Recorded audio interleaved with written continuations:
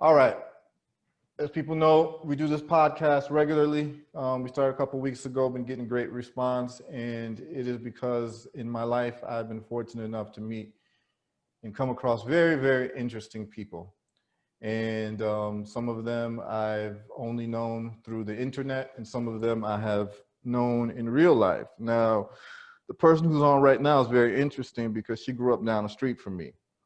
But Yes. we were kids and we lived in the suburbs, and her family was out in the suburbs, which was a majority white suburb. Mm-hmm. You know, us both, we're going to talk about our stories, but you know, her parents are coming from Nigeria. My parents are coming from West Africa. And, you know, I come from West Africa and grow up in the inner city of Chicago. And then my parents tell me we're going to move to the suburbs. That had no meaning to me when I think we moved there when I was 7 years old. That had no meaning to me, what suburbs meant, what city meant. But when I went out there, I had some very interesting experiences as a 7-year-old Black boy in a place called South Holland, Illinois. But there were people who were already pioneers, who were already there before our family, not just a Black family, but a immigrant family coming from Africa is first generation. Some, I'm not sure, you can tell me more about your siblings, if any were born in Nigeria, but you know, I was born in Ghana and my older brother was born in Ghana. So we really came here as immigrants, and we lived right across from each other on the same block. So we can talk about that a little bit, but without any further ado, we've got the illustrious, the powerful. Yes. I saw her as a young girl playing tennis and found out later that she's an author, a writer of very high repute, where some people actually have altars to her. And I've seen this. Scary thought. So without further ado, I let my guest introduce herself, and we're just going to get into it and just chop it up a little bit. Okay. Yeah. So I'm Nnedi Okorafor, and I write stuff. I write to really just make it really simple. I write what I call African futurism and African Jujuism, which is African-based science fiction, African-based and rooted fantasy. And yeah, you know, boy, my background is a lot. So, okay, so I'll just start. There's just so much. It's hard to like even start. You know, let's just wrap. Yeah, because I want to talk about South Holland and all of that and the influence of that. So for me, I don't even know. Like, okay, so I've got 2 older siblings, and we're all 1 year apart. All of us are female, so I have 2 older sisters. And I'm the youngest of 3. And then we have my younger brother who is 7 years younger than me. And both of my parents, as you said, are they came from Nigeria. They came to this country in 1969. They came for school, and they came to finish school. My dad went on to be a cardiovascular surgeon. My mom, a midwife, registered nurse, and has her PhD in health administration. But they came to the United States specifically for school, and they planned to get their degrees and go back to Nigeria. That was the plan. And then the Biafran Civil War broke out. And this was around the time when they just got here. And that was why they ended up staying. Like their plan was not to stay. And the ethnic group that your parents are coming from is Igbo. Yes. Both of my parents are Igbo. Right. And so yeah, at that time, they didn't even know if any of their family had, you know, was alive. They lost complete contact with everybody. Oh, wow. My mom was born and raised in the north, in northern Nigeria, which is where they were massacring Igbos. That's where it started. That's mainly where the Hausas are. Yeah, the Hausa people. And so like in my family, we have stories about like the Biafra War definitely touched us in many different ways. Oh, that's very interesting. You know, I never knew that. Yeah. You know, it's interesting as a kid, you know, you grow up and you see the friends of your parents, you know, and since my father was a surgeon, your father was a colleague and a friend of his. I'm sure the African doctors had their own stories to share with each other being immigrants in America. And so he was always very fond of your father, and I always knew your mother's Aunt Helen. Yes. And you know, you called your father Dr. Okorafor or Uncle Godwin, you know what I'm Right. saying? That's just what it was, you know what I'm saying, Yes. growing up. And Yes. I didn't know their stories. And what's very interesting is we find out as we grow up, when we start digging into the stories of those people who are older than us, the stories Hmm. are incredible, particularly immigrant stories, you know. So I didn't even know that your parents were dealing with the whole Biafran thing. Oh yeah. My question to you is, did your parents know each other before they came to the States, or did they meet in the Yes. States? They knew each other in high school. Oh, So okay. they'd known each other for a long time. And, you know, they kind of orbited around each other, and then they really got together in college. And Oh, so okay. when they came to the United States, they were already married when they came to the United States. Got it, got it, got Like it, got we it. were kind of building from there, but like that wasn't their plan to stay here, you Right. know. That rarely is the immigrant plan, Right. right? Right. You know, But that's what, like, I just feel it's important to, why is my thing saying that? It's important to note that, you know, because a lot of times, you know, it's always the immigrant story of fleeing from somewhere and, you know, to come to the United States. And with oh, my parents, they wanted to go back. They planned to go back and build over there. right. You know, they ended up staying here, and they have stories about the Biafran War. Like there's one where my parents were on a bus, and this was like when it was really just starting to go down. They were on a bus, and the soldiers came onto that bus and were pulling off Igbos. They were Can you going break on. down? Can you break down for the audience the Biafran War so we have a little Yeah, context? God, it's so much. I'm still like unpacking it, because I really think that a lot of it had to do with oil. Like the conflict kind of started with oil. But so Nigeria was colonized by the British, and then once Nigeria wanted its independence. When they left a vacuum of power. And the British, and I'm putting this very simply, I know people who know this better will be able to pick this apart or whatever, but Yeah.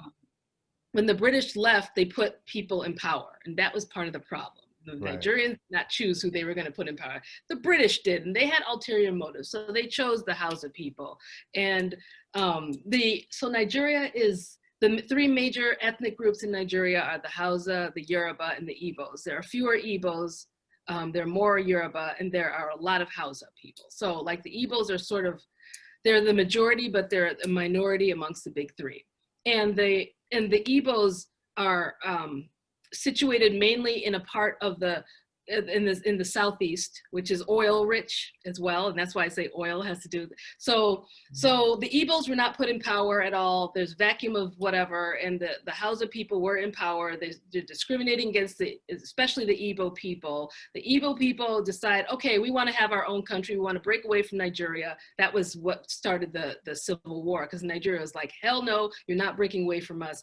Partially, mainly, in my opinion, because of the resources they had in those lands, because the Igbo, they knew what they had there. And so the war broke out, and it led to a lot of, it led to what some call genocide, you know, that over 1 million Igbo people were killed and starved to death in that region because of the war. So that's really, and so but when it first started, it started with the massacring of Igbos in the northern part of Nigeria, which is predominantly Hausa.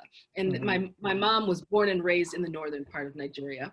And so my family, we have stories of, like, I have an aunt who has Hausa tribal marks on her face because she was a baby when this all started, and the only way they were able to kind of get her out of there was to put those markings on her face. So she's an Igbo woman with Hausa tribal marks on her face. So stuff like that. So back to this situation where my parents were on this bus, they're pulling Igbos off of the bus, and who knows what was going to happen to them in the bush. And they skipped over, my parents just were like, they just didn't say anything. And they skipped over my parents because my parents, for some reason, and to this day, we still don't know, they don't look Igbo. My parents don't look Igbo. My mom, everyone thinks that she's Fulani and not Igbo. So they just didn't say anything. And so because they didn't have that look, because they could code switch, they weren't taken off of that bus. Is it because you think it's because of their height? It could be their height. It could be their lighter skin tone. It could be their facial features as well. Mm-hmm. I don't know, but like and even for me, I don't look particularly Igbo. Like I don't have that look. My daughter has it, you know, because her father's Igbo, so she got it. But like, I don't have that look. So I don't know. I don't know what it is. Look down the bloodline. It's all Igbo. So it's weird. But yeah, that's really what led to us being here. And so they have that. So when they got to the United States, you know, them being immigrants, they were looking for a place to live. Once we arrived, we moved around a lot, and then we arrived in the south suburbs of Chicago when I was probably around six or seven. And, you know, they're immigrants. So when they see a nice neighborhood, they're thinking, oh, this is a nice neighborhood. If they had been African-American, they would have looked at that neighborhood and known, you know, wow, okay, there's going to be there are going to be some issues. My parents didn't think like that. So we move into South Holland, and I'm curious what your experience was. Well, you know what's crazy? Let me tell you what's crazy. Like, we're both grown folks now, right? Mm-hmm. So we can actually look back and through the experience of growing up there, then going to university and then becoming adults and, you know, learning about American history, world history, placing that with our experiences. You know, I actually get a little sad when I think about it. And here's where the sadness comes from. Okay. Like, y'all were right down the street from us, but we didn't spend that much time with each other. We didn't, yeah. We didn't really use each other as the resource that we should have because we just didn't know any better. Is that what it is? I can't remember why. We don't, I mean, like literally, your house was on the other side of the block. Right, yes. Like maybe a few houses down. Yes. Like, you know, part of it too is the gender thing because, you know, boys and girls, and so the things that we do. Other part probably is that we didn't go to the same school. I went to school in the city. Yeah, maybe, yeah. And you went to Flossmoor, right? Yeah. Right. Yeah. So we went to different schools, but at the same time, the only times when we really saw each other was when our parents would get together. Right. Like, you know, you'd have something that your father would have something at the house and invite my father, and so all of us would come. But you know, like I look back at it and really we were isolated as Black folks in South Holland, Illinois. Yeah. And we're trying to make sense of it because I grew up, when I came to America, so my experience was I came to America and I didn't speak any English. And I remember not speaking English. You know, I only spoke Akan, you know, the language in Ghana, Twi. And I was very fluent in it from like 3 years old. I was very fluent in the language. I spoke very well. And when I got to America, I remember going to preschool and kindergarten and the children making fun of me because I didn't speak any English. Yep. Right? Yep. So that's my first sense of alienation as like really a 4-year-old, right? And then I grew up in the city in Chicago, like really in the heart of the city, in a place called Prairie Shores and Lake Meadows. That's on like 32nd Street by the White Sox ballpark. So I grew up there, right, as a 4 or 5-year-old, and I'm growing up in the hood, basically. I'm growing up around like, you know, my best friends are like Pookie and Ramar, you know what I'm saying? Like, that's who I'm growing up with, you know what I'm saying? That's who I'm learning to play sports with and all of that. And that's all we did was play sports for fun and, you know, do all those type of things that little boys would do around athleticism. And my parents, you know, pick us up. And of course, I'm talking, the type of English I'm speaking is Chicago hood English, basically, right? Where, and this will be interesting for you, and I want to hear, I want to hear what happened to you, because when we were growing up in the city, everything, you could call anything a nigga, right? I never knew it as a bad word. That's just how we spoke. That's how we call each other. I mean, like, you call anything a nigga, like even a squirrel. You say, oh, look at that nigga climbing up the tree. You know, like a squirrel was a nigga, you know what I'm saying? Like anything was a nigga, you know what I'm saying? So we never took it as a bad word or anything like that. Now, I moved to South Holland, and basically there's only 2 Black families in my block. That's your family and then the Thornton family. Mm-hmm. And their son became my friend. His name was Daron. You remember Daron probably. Yep. Daron Thornton. Yep. And then there was Monica Willis, Monica and Freeman Willis, right? Monica, yep. That was it. That was it, right?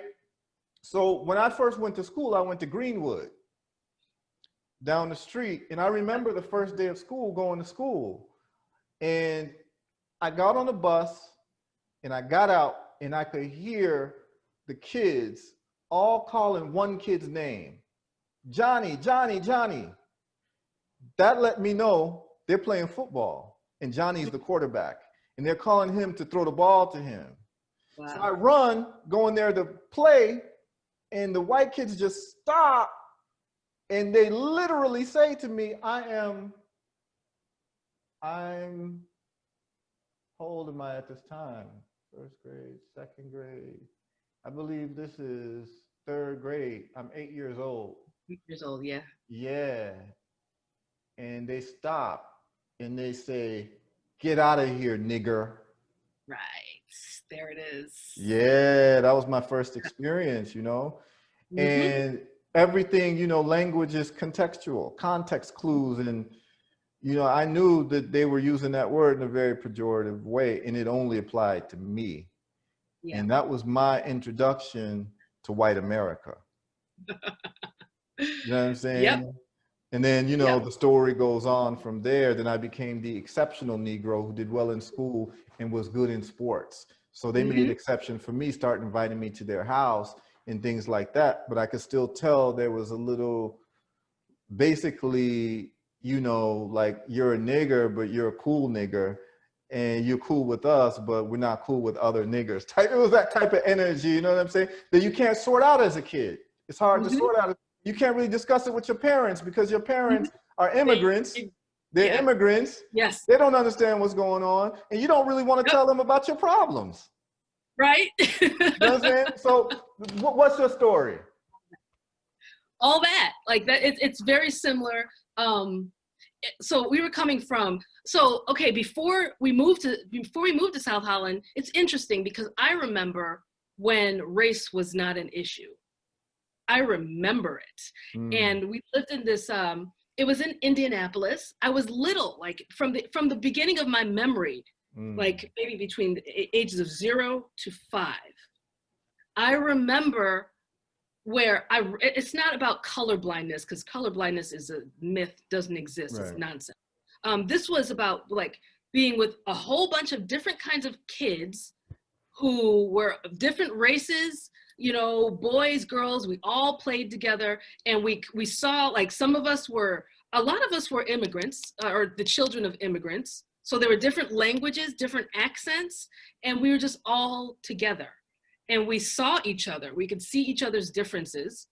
You know, we could see, like, everyone, some had a different smell because they cooked certain kinds of foods in the house, so they'd smell different, all of that. They eat different things, so those differences were there. We all recognized them, but we were fine. It was like, there was no issue at all, and this included white kids. So that was what I was coming from. I was between the ages of 0 and 5. Okay. One of my best friend his parents were from Ireland. He had an Irish accent. He had bright red hair. He had freckles. He sounds like a leprechaun, you know, and his name, this is what is the kicker. His name was Lucky. His name was Lucky. He was like my best friend. Wow. You know? And I remember that clearly. And then we moved to South Holland. And South Holland was a place where racism was very alive and well. And I was lucky that I had my sisters, that we were close and we moved as a unit, because we heard, you know, we were called nigger all the time, you know, and there were, boy, I have so many experiences, but like, one in particular, and this is one that I've written about. I wrote it's like a short memoir piece called Running Girl. It was where we must have been around 8, 9, and 10, maybe 7, 8, and 9. just around that age. And it was a nice sunny day. It was a beautiful day because I remember it was a beautiful sunny day. We were outside. There's the park. Do you remember that park? Once you leave our little Paulberg Park. Yeah, that park. Yeah, Paulberg Park. We went to the park and we were walking back, and there were some kids. There were like a group. There was a group of white kids, and they were high school level, like high school age kids. And there was a pause, and I remember there was a pause where we just recognized each other. 3 little black girls, and then these white kids. There were maybe about 5 or 6 of them, boys and girls, mostly boys. And we all paused and looked at each other. And in that moment, we knew that everything was about to change in that moment. Suddenly, the white kids just took off. They wanted to beat us up, took off, started chasing us. We ran. My sisters and I, we've always been very athletic as well. You know, athleticism saved us multiple times because we had this situation multiple times. So we're running, and we were fast, and we could outrun these high school students. We run, turn, ran probably past your house. And then my oldest, Ify, my oldest sister, made a left turn between the houses. And this is where they had the fences, because at one point they didn't have fences there. The backyard didn't have fences, but there were fences here. She turns, and we were cornered. So we had the fence and then a house on both sides, and they caught us. And there's a moment there where we're like, oh God, we're about to get beaten up. And I'm like, I don't get beaten up. And so it was like my sisters and I, there was a moment, and we decided. So, and the thing is, we didn't decide the same thing. My 2 sisters decided to jump the fence. So they turned and ran to the fence and jumped the fence. And one thing we learned very quickly was how to jump fences at that time, because we were always running away from these white people. And, you know, so we could jump a fence in a second. So they jumped the fence, boom, gone. I had decided. There was a boy that was very tall with long legs, and he was blonde. I remember that. And I decided to run towards him. I ran towards him, dove through his legs, jumped up, and took off. So because my sisters went that way and I went that way, they just were like, I don't even know what to do with that.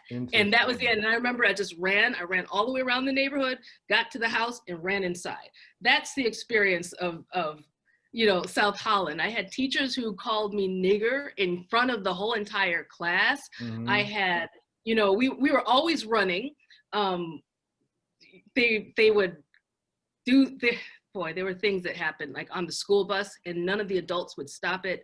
It was very disturbing. It was very, but at the same time, the good thing is at the same time as all of this was happening, and we're trying to grapple with it too. And when we tell our parents, they'd be like, you know, this is America. You know, you got to deal with it. Find a way to deal with it. They were very much, they had that immigrant mentality of you figure out how to deal with it. You'll be okay. Figure out how to deal with it. But at the same time, throughout those years, the thing that I feel saved me were for us, because we were born in the United States, like all 3 of us were. And then my brother came later, so he didn't deal with a lot of this. But so this was the time where the first time my parents took us to Nigeria was when I was about 7 years old. So before that, I had never been to a country that's all Black, run by Black people, destroyed by Black people, but like everything, you know, where it's just a Black country, where racism wasn't an issue. So in the middle of dealing with these very American experiences, they were taking us back to Nigeria. And that, like, that shifted my worldview in a way that I'm so thankful for. How did it shift it? Because in going there, first, like when we first went, and this was when we were dealing with the racism for the first time, in going there, I got to meet my grandparents. I got to meet my cousins, who, you know, so you get to this place that is, you get to a Black country, and you get to be, and people look like you. Everybody looks like you.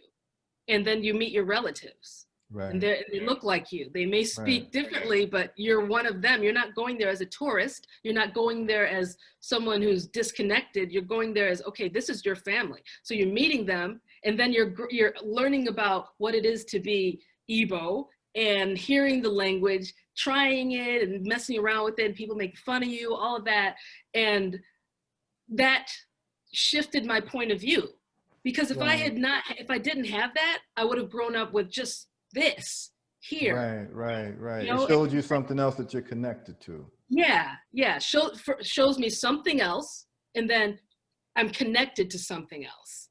And so when I come back from that and I deal with all the racism here, I know that this isn't all there is, that the world is bigger and more diverse.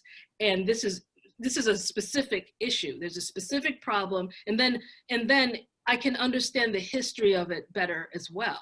Like that going back and forth. So like, that's really what got me through all of that. And then also there's the tennis side of it. Cause my sisters and I, we were playing semi-pro tennis, touring the country, and experiencing racism on a very interesting, racism in sports is another.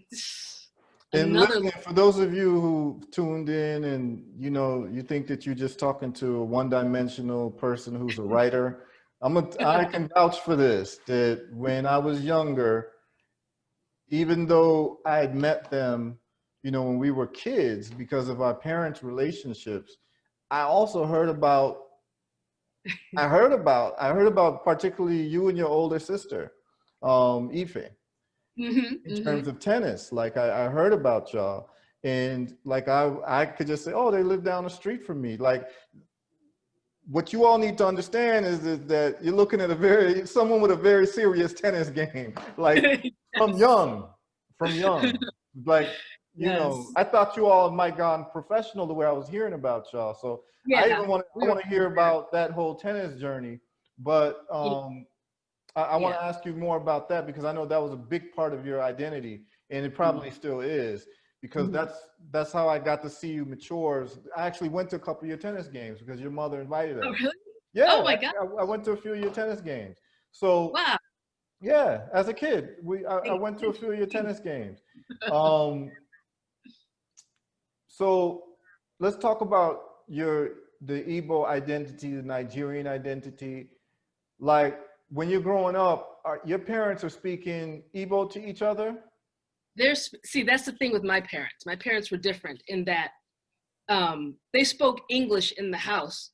They spoke Igbo. You would hear them on the phone. Like if they spoke with people back home, they would speak Igbo. But the thing with my parents is my mom was born and raised in Jos, which is in the north. Yeah, which I know is where how. Jos is. Yeah, I know exactly where. Yeah, so that's where she was born. That's where her family was, and so her first language was Hausa. Her second language was English. Her third language was Igbo. So her Igbo was not that good. That's very interesting. Like so how did her family get to the north if she's Igbo? It's weird. These are the questions that I've been asking. I'm like, how did you end up over there? Because and it's because it's like I think about my mom doesn't look very Igbo, so I'm like, is there something going on? Right. Not something. And but from what I know, my mom's father was hired as an electrician by a European company, and that's how they ended up there. I think there may be more to it. Right. There always is. There always is. Trust me. There always is. Yeah, they don't tell the full story all the time. Right. That's just what it is. You just accept it. You just accept it. Or you can go home and listen and yeah. Sometimes you can piece it together. Yeah. Then if you get lucky, an aunt might tell you a little something. Right. Or slip up at the wrong time. You're like, oh, okay, now you gotta tell me. Exactly. Yeah. So when your parents are talking to each other, then I guess because what a lot of people don't realize about people from Africa is that anybody, particularly from the 60s on back, that's born from the 60s on back, in Africa, most people speak more than one language. Yes. Right. And even till this day, but even in the older times, most people will speak 4 languages. Yeah. Fluently, or at least be conversant.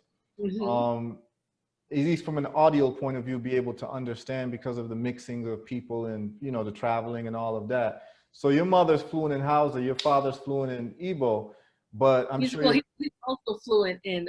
My father was born in the south, in the Calabar region, which is predominantly Efik, and Ibibio. And so my father's first language was Efik, his second language was English, and then his third was Igbo. So his Igbo is bad as well. Oh, his Igbo was bad. Oh, okay. Interesting. Yeah. So the best way they could communicate was English. English. Okay, exactly. So it was basically convenience in terms of them communicating. So they're ethnic Igbos, but in terms of their life experience, they're picking up different languages in terms of what they're comfortable with. That's very interesting, because the other politics is that sometimes the parents make a concerted effort not to speak the language so that the children understand the foreign language from which they're growing up, right? And so they also don't want them to have an accent in any way. Well, that marks them as other. And I just like, and I'm always very vocal about that, because I'm like, my parents were not that. My parents, because I know I have cousins who were born and raised in Nigeria, Lagos, and they don't speak Igbo.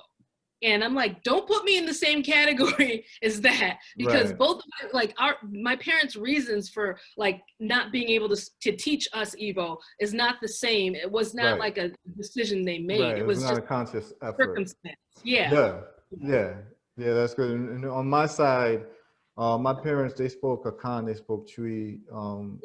You know, in Ghana, there's several different languages. My mother speaks like 5. My father spoke like 3 or 4.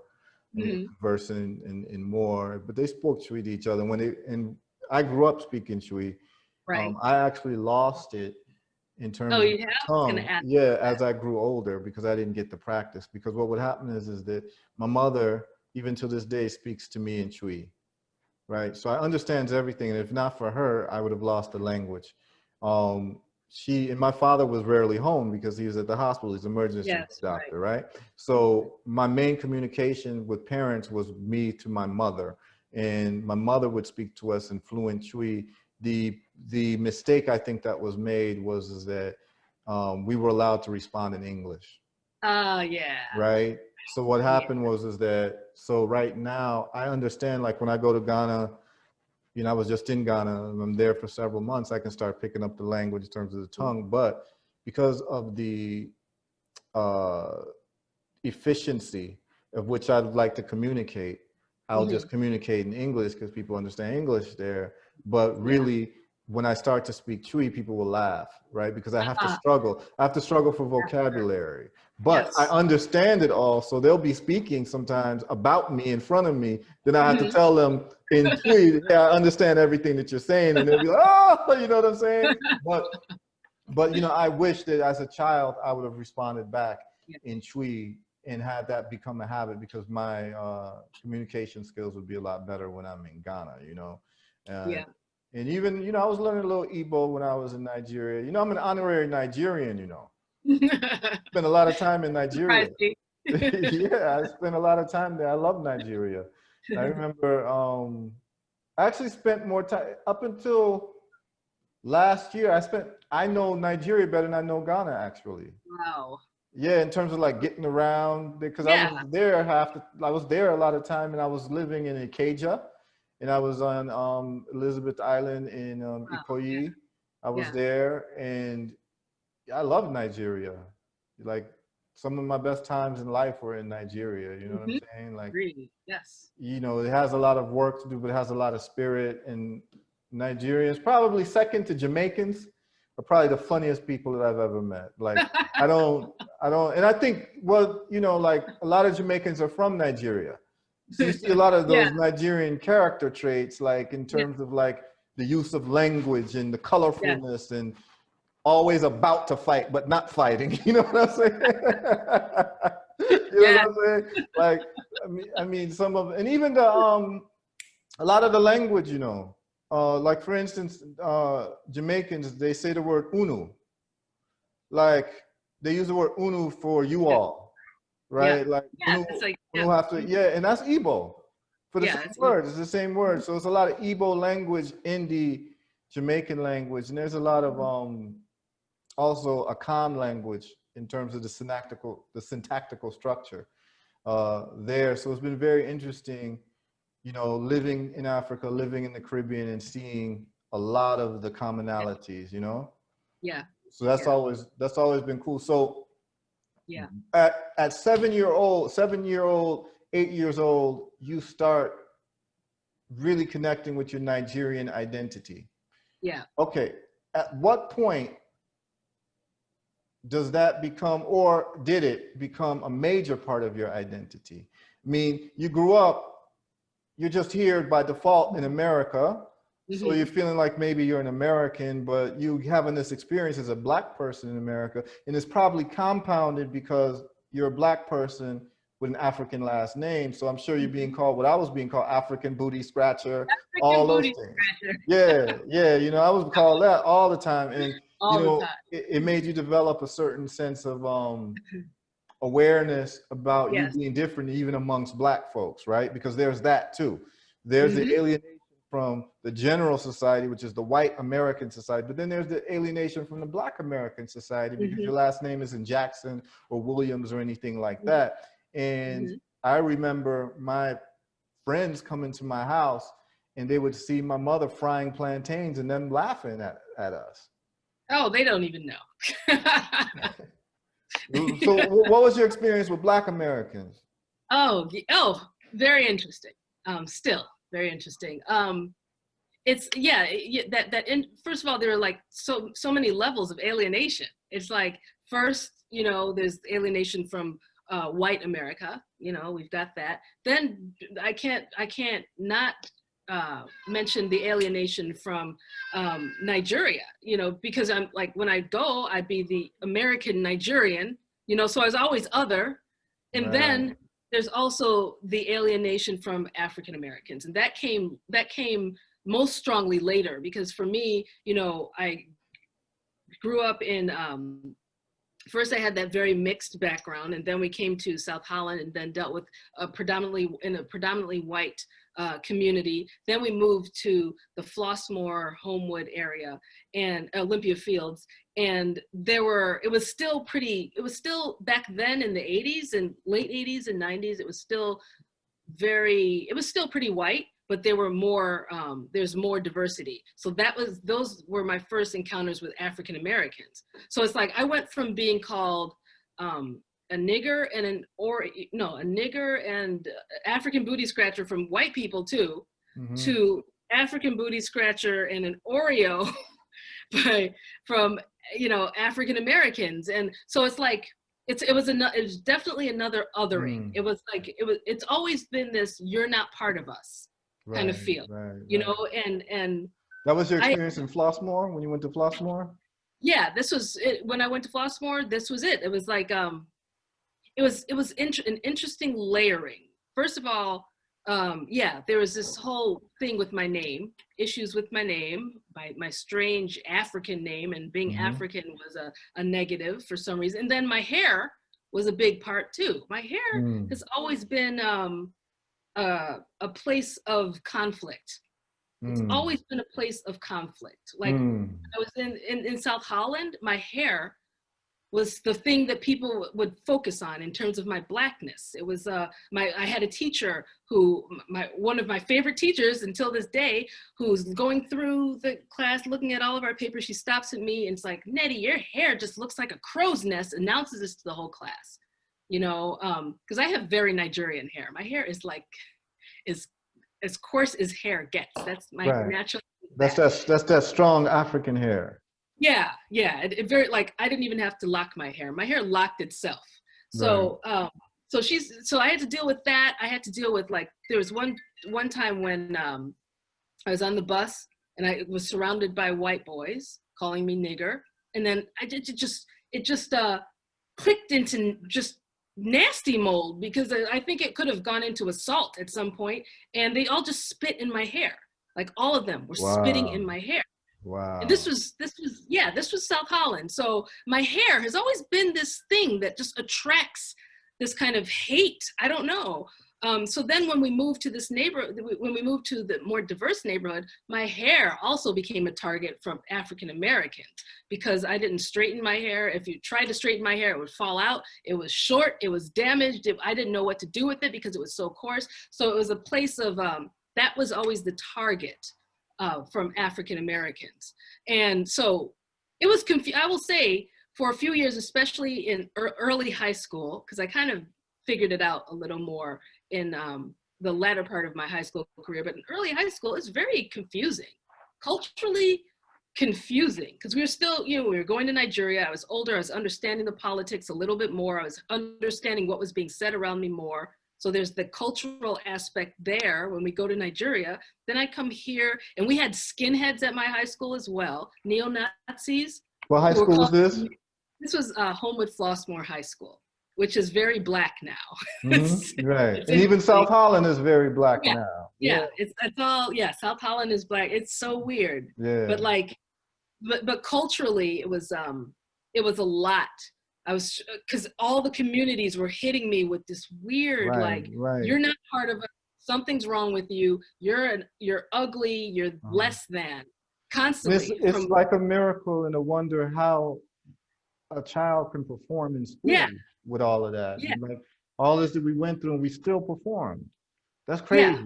You know what I mean? Yeah. I think that has a lot to do with the expectations of our parents. You know what I'm saying? That like whatever the case, like whatever you think you're going through, we've got some more serious stories for you. So all you got to do is just, go ahead and perform in school. And, I never really told my parents about what I was going through when I was in school. When I ended up going to University of Chicago Lab School, the race thing wasn't much of an issue. But those formative years in South Holland, man, it had a huge impact on me. Like the whole nigger thing and people with Confederate flags and Confederate. Then you also, like, when I look back, like these white folks, a lot of them had never even seen a black person before. Right. They didn't. Right? Like a lot of them just didn't know. Like they didn't know. They didn't, like we were curious to them. Yeah. You know what I mean? Like I look back and I remember some of the questions they used to ask me, and it was like they were basically talking to someone from another planet. Yes. As kids, because you know how direct children are, like your hair, they ask questions about hair, and me too, like if they were a minority, definitely like seeing a white person and looking at their hair and looking at them, and like they would have looked different, you know what I mean? And I probably would have shown a curiosity. I'm not sure that we'd have necessarily treated them, savage like the way they were treating us, but I guess they were learning cues from their parents, you know what I'm saying? But directly. Yeah, but that's crazy that you went through that, because you went through more than I went through. Yeah. You know what I'm saying? Yeah, but I think you guys came when it was still bad, but like there were more of us. I think the more of us, it was, it got a little better. And then a few years after you guys came, the Onyemas came, and they were like, they were on the other side. They were like there was like a few houses down from you. Yeah. So it was we were the first. Monica's family, I think, was the very first Black family to move into there, and then we were right after them. And they, I think they're and your point to it being just a matter of ignorance is completely true, because I remember when we first moved into there, a lot of those white kids had no experience with Black people, and they were not vicious. They were not vicious. There was one girl in particular, Michelle Ryan, who lives at the end of the street, who was the worst racist of all of them, and kind of pushed it with everyone else. And when I first met her, when we first moved there, and it was at the roller skating rink, and I remember falling, and she was the one who helped me up. This girl, she helped me up. And I remember a lot of the kids that lived in, because it was one of the things that I loved about South Holland is that it was a small neighborhood. It was small, and everyone, even the racists, everyone knew each other. And so and everyone did the same things. So at this roller rink, everyone was there. Like a lot of the kids from that area were there. And I remember them being nice. And it was like only a few weeks later where suddenly they were all raging racist. And I believe their parents, they turned them very quickly. They turned their kids. Right. And so because they weren't naturally like that. The kids weren't naturally like that. And that was a good lesson for me to learn early on, because I always remembered it.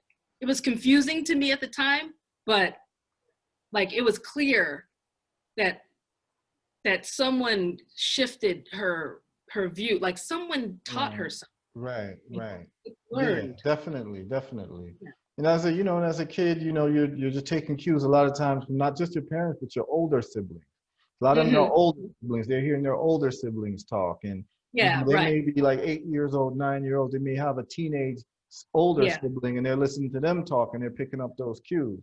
So now, yeah. what I want to find out from you is, I have two questions, and for me, this is like crazy because we should have had this conversation a long time ago. It's crazy that this is on a All, podcast. Like we really yeah. should have had this a long time ago, living Yep. down the street from each other. But it's all good. I'm glad people can eavesdrop on this. What I want to know about you is, so you're being told you're ugly. You're being told Hmm. your hair is ugly, Yep. but you're still performing in school. Hmm. Like when you look back at the 10-year-old you, the 12-year-old you, what type of conversations would she have with you now in terms of her internalization of white supremacy? Like, did you feel bad about yourself? Did you wish you were white? Did you find white people more attractive? Did you find them more intelligent? Or like, how were you processing all of this? You know what's crazy? And I've been trying to figure this out for a while now. I didn't internalize any of it, like Mm, none of it. And mind you, I was called ugly like so many times by my own people, by white people, by the media, by society. Like as a Black woman, just constantly, everything right, about it is ugly, unattractive, less than, all of that. And I didn't internalize like the white supremacy. Like not once did I think, oh, I wish I were white. Never, never. Like even in the worst, and when I think back to South Holland times, it's not a dark time for me. I mm. was happy. I was happy despite all of that. I was happy, you know? You know what's interesting? Like when I think back about my time, Mhm. in the internalization of like white supremacy, what I do wonder if it's my personal internalization or if it's kind of fitting in with the crowd of what Black folks are doing at the time. So here's what I mean by that. This is that you know that you're a Black kid in Chicago, right? Or in the Chicago area. So you're listening to Black music, right? Mhm. Or at least I'm listening to Black music because my friends are Black and I'm just doing what they do, basically. So if Uh-huh. they're calling each other nigga, I'm calling them nigger. You know what I'm saying? If Yeah. they're finding light-skinned girls attractive, I'm finding light-skinned girls attractive. You get what I'm saying? If they are frying their hair so they can have quote unquote good hair, Mhm. I remember trying that, like the whole Jerry curl time and like trying to get waves in my hair. And I got that whole African rough, strong hair too. So like I'm putting lye in my hair and I'm having to put a lot of lye in my hair. I remember that.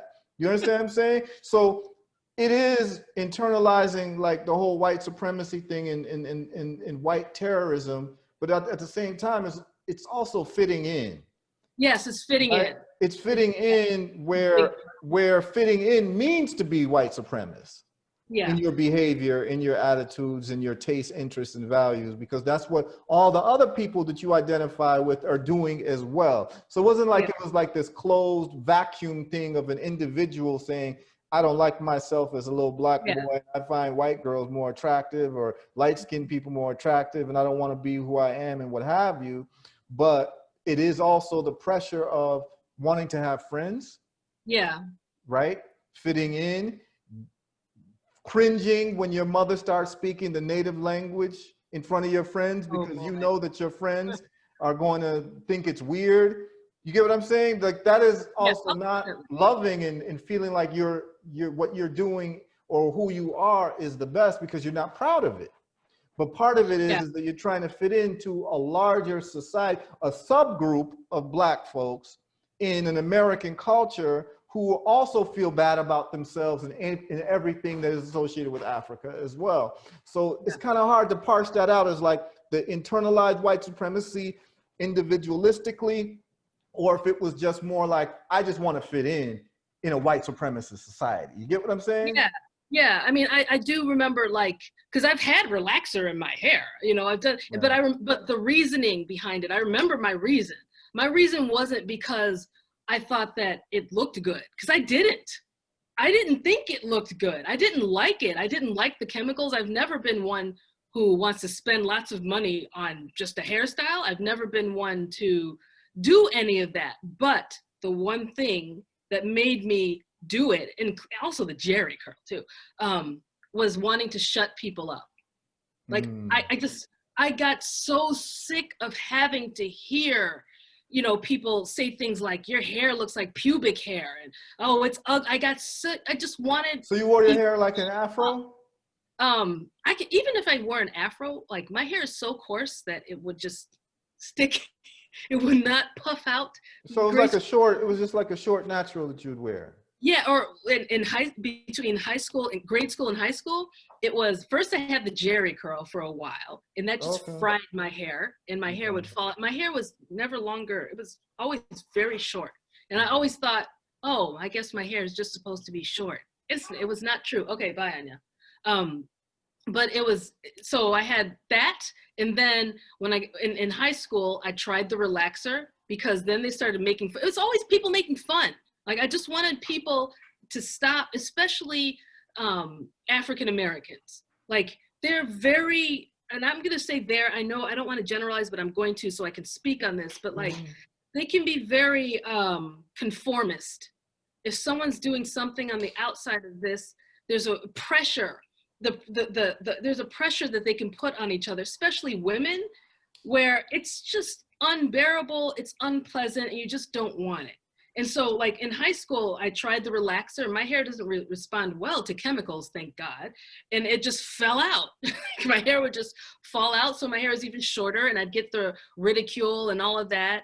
I remember I had braids once, and this was before Janet Jackson and Poetic Justice, because she made it okay. Before that, I had just, you know, I tried the braids with the extensions, and they called me horsehair and made fun of that. It was just, it was all, like, I couldn't get it. But if I ever conformed, it was to shut people up. Like, I just, the ridiculing was vicious and not fun. So I thought, if I did this, then they would stop. And it didn't stop. It was more, it was me. It wasn't so that's why I feel like I can still say I never internalized it, because there was not one time where I felt like I wanted to be. Well, I can't even imagine. Like, even there's an HBO TV series where it's called Lovecraft Country, where the main character is suffering from, it's like the 60s or something, and she's dealing with racism at that time, and she gets this magical ability to become a white woman because she needed relief. And all the viewers were like, oh, I totally get that. I totally can relate to that. I cannot relate to that. I can't, that's not relief to me. That's being someone else. So I've always had that very strong, I've always had a strong sense of identity, like, always. And that has kind of gotten me through a lot of the shaming and the hatred, all of that. But I can't say that there haven't been times where I've just conformed, but it was always just to make was that sense of identity something that was given to you, like, from your parents, from your time in Nigeria, or was that just something that's kind of, everyone has their own personality. There's people who are just not good soil for certain things, right? Some people are just not good soil for slavery. Some people not good soil for conformity. Was that more of a unique thing to you, or was that something that was also kind of buttressed by your relationship with your sisters, so y'all being so close and almost feeling like, hey, we're in this together type of thing? It was like, it's us against the world type of thing? Or were your parents trying to instill some things on you at the same time? I think it's all of that, because like my sisters, we're a year apart, but like, I'm the smallest of all three of us. I'm the shortest, I'm the smallest. Right, let's talk about that for people who haven't seen you in real life. Like, let's talk about how tall, your oldest sister is the tallest. And when we went to her height, she always was like, whenever I saw her, she was always over 6 feet tall. Yeah. Like when I first met her. I'm talking about like 8, 9, 10 years old. Yep. Always been like that. Yeah. Very tall. So Ify is 6'2". Okay. She's 6'2". then Gozi is 6 feet. Right. And then I'm a measly 5'10", which means, you know, and I have scoliosis. So that's a whole other thing, but that makes me shorter. I was supposed to be taller, but so I'm the youngest and we're each a year apart. My Ify and Gozi, they're actually less than a year apart. I think they're 11 months. They're 11 months apart. So we're all very close. And growing up, you all stood out. You all definitely stood out. Yeah, we were like just these tall Black girls, and we weren't quiet. We weren't quiet. My middle sister, Gozi, was the loudest and still is. And we used to fight. My sisters and I, we used to fight. Like, for us, in order for us to be close, you know, I guess we had to go through that. So we used to like fight like dogs.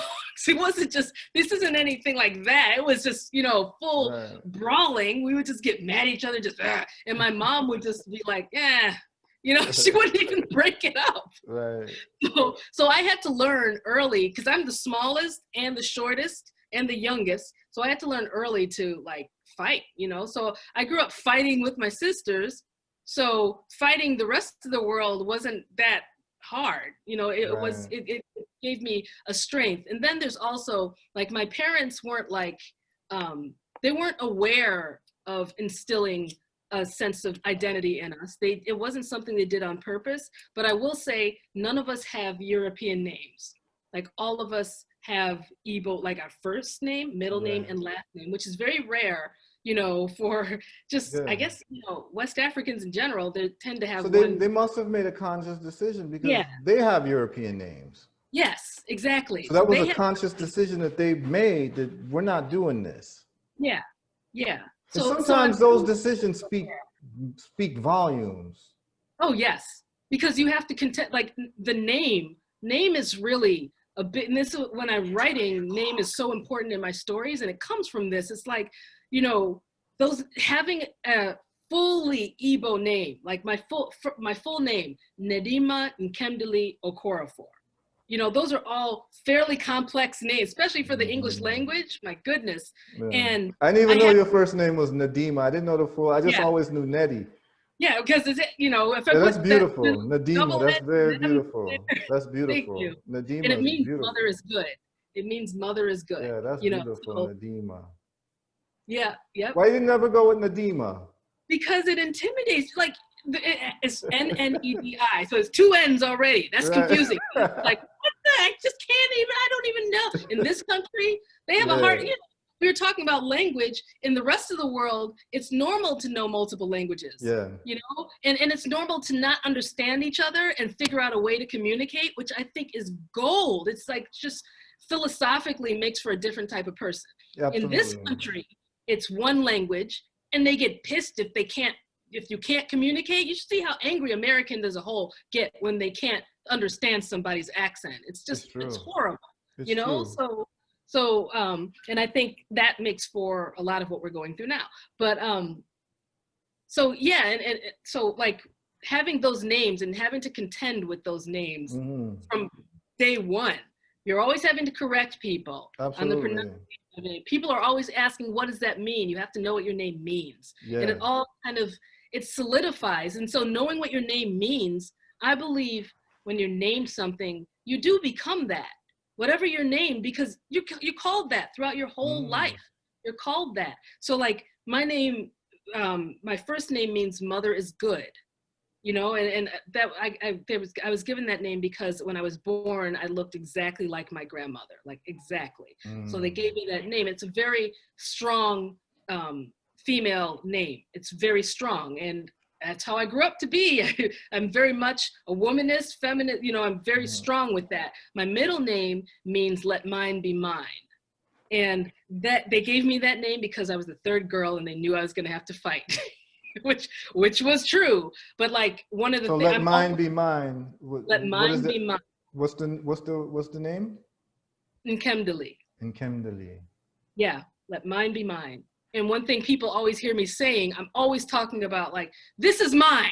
I invented this. I'm writing African futurism, and like I'm naming it myself. Let it be mine. This is mine. You know, you have to give me that. And it's not that I'm trying to be my name, but it just manifests that way. It just manifests itself. So yeah, but I think that like that conscious decision of naming us those names helped solidify our, but I look at my sisters and my brother and we're all like that. We're all very strong in our Nigerian American identity. We're very strong with that. Like we don't reject the fact that we were born and raised in the United States and we have those experiences and those connections, that background and all of that. We'll never reject that. That is who we are. But we also embrace our Igbo side, our Nigerian side, and it all kind of combines and it conflicts all, you know, it conflicts, it blends, and it's all from all of these experiences that we've had with, you know, being rejected and embraced by various aspects of culture, you know. So I think, so I wouldn't say that it's just individual to me, because my sisters and my brother were all very strong with our identities as well. Yeah. So the name thing, right? It became it was always profound to me, like, you know, once I developed any form of Black consciousness, and that was after I read the autobiography of Malcolm X when I was like 18, and that just transformed my life, right? And I've been on the path that I've been on since then. But I remember, like many, many years ago, you know, my situation is a little bit different. Yours is different than most Black folks in America because we have the African last name. So I have the African last name, right? But my parents gave me a British first name, right? Okay. So I remember I had a real sweet girlfriend, right? And we lived together, and she had a cat. I know you love cats. Yes, I do. And the cat's name was Velvet. And I remember one time she took the cat for a checkup to some veterinary clinic. And I went with her to pick the cat up. And, you know, my girlfriend, her last name was Richardson. And so she comes to pick up the cat, and they put on the loudspeaker, "Please bring Velvet Richardson to the front," right? And I was like, wow, the cat's last name is Richard. They called, you know, the cat after the owner, right? And I've always been, you know, looking at slavery and how our people lost, you know, basically our memory, right? Slavery was a lobotomy process. We lost our memory. So our people don't know what their last names are, their true last names are, right? But it even goes further than that, that once you do have a last name or you take a name, that name is given to you by those who have power over you, you know, your parents. So the custodial parents of Black people have been white folks. That's why we have white people's names in the West. Whoever colonizes you gets the privilege to name the people who they defeated, right? Whether it's they name you as what they call Native Americans, even Americans, right? After Amerigo Vespucci, they name you Indians because they think they're in India.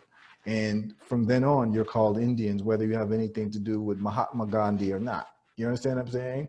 And I also then realized when I heard Velvet Richardson that the name you have is reflective of who owns you. Right? Because when you're at the hospital and your parents give you a name, it's to identify that you belong to those people. You belong to your parents. That's how they identify you. The question then becomes, are you going to be answered by the people who gave you that name, and do you legitimize them by keeping that name? That's why I changed my first name. Oh, okay. Everyone calls me Haru, but when people call me the other name, I still respond to it, because what it does, it lets me know the vagaries from whence I came. Like, you understand what I'm saying? Like, I don't mind it. I don't mind it when people call me Henry, because it lets me know from where I came. Like, I'm not one of those people who change their name and gets mad when people calls them the other name. It actually helps me know who knew me when, right? So when anyone, like, no one really calls me that, except for people who knew me. Those are people like, those are the people from the crates. Those are like the foundation people, right? So like, if I hear you call me that name, I'm saying, I identify who you are. So you knew me when I was a kid. You knew me before all of this. You know what I mean? It helps me place people, you know what I'm saying? So I'm not one of those people who goes off at that, but I made a conscious decision because I wanted to place myself into where I wanted to be, into who I wanted to group myself with. Myself, that if my parents didn't do it, I was going to do it for myself and do it for my children, to break a cycle, because it's about self-determination, and an African name is as valuable as any other name, right? What made you choose Heru?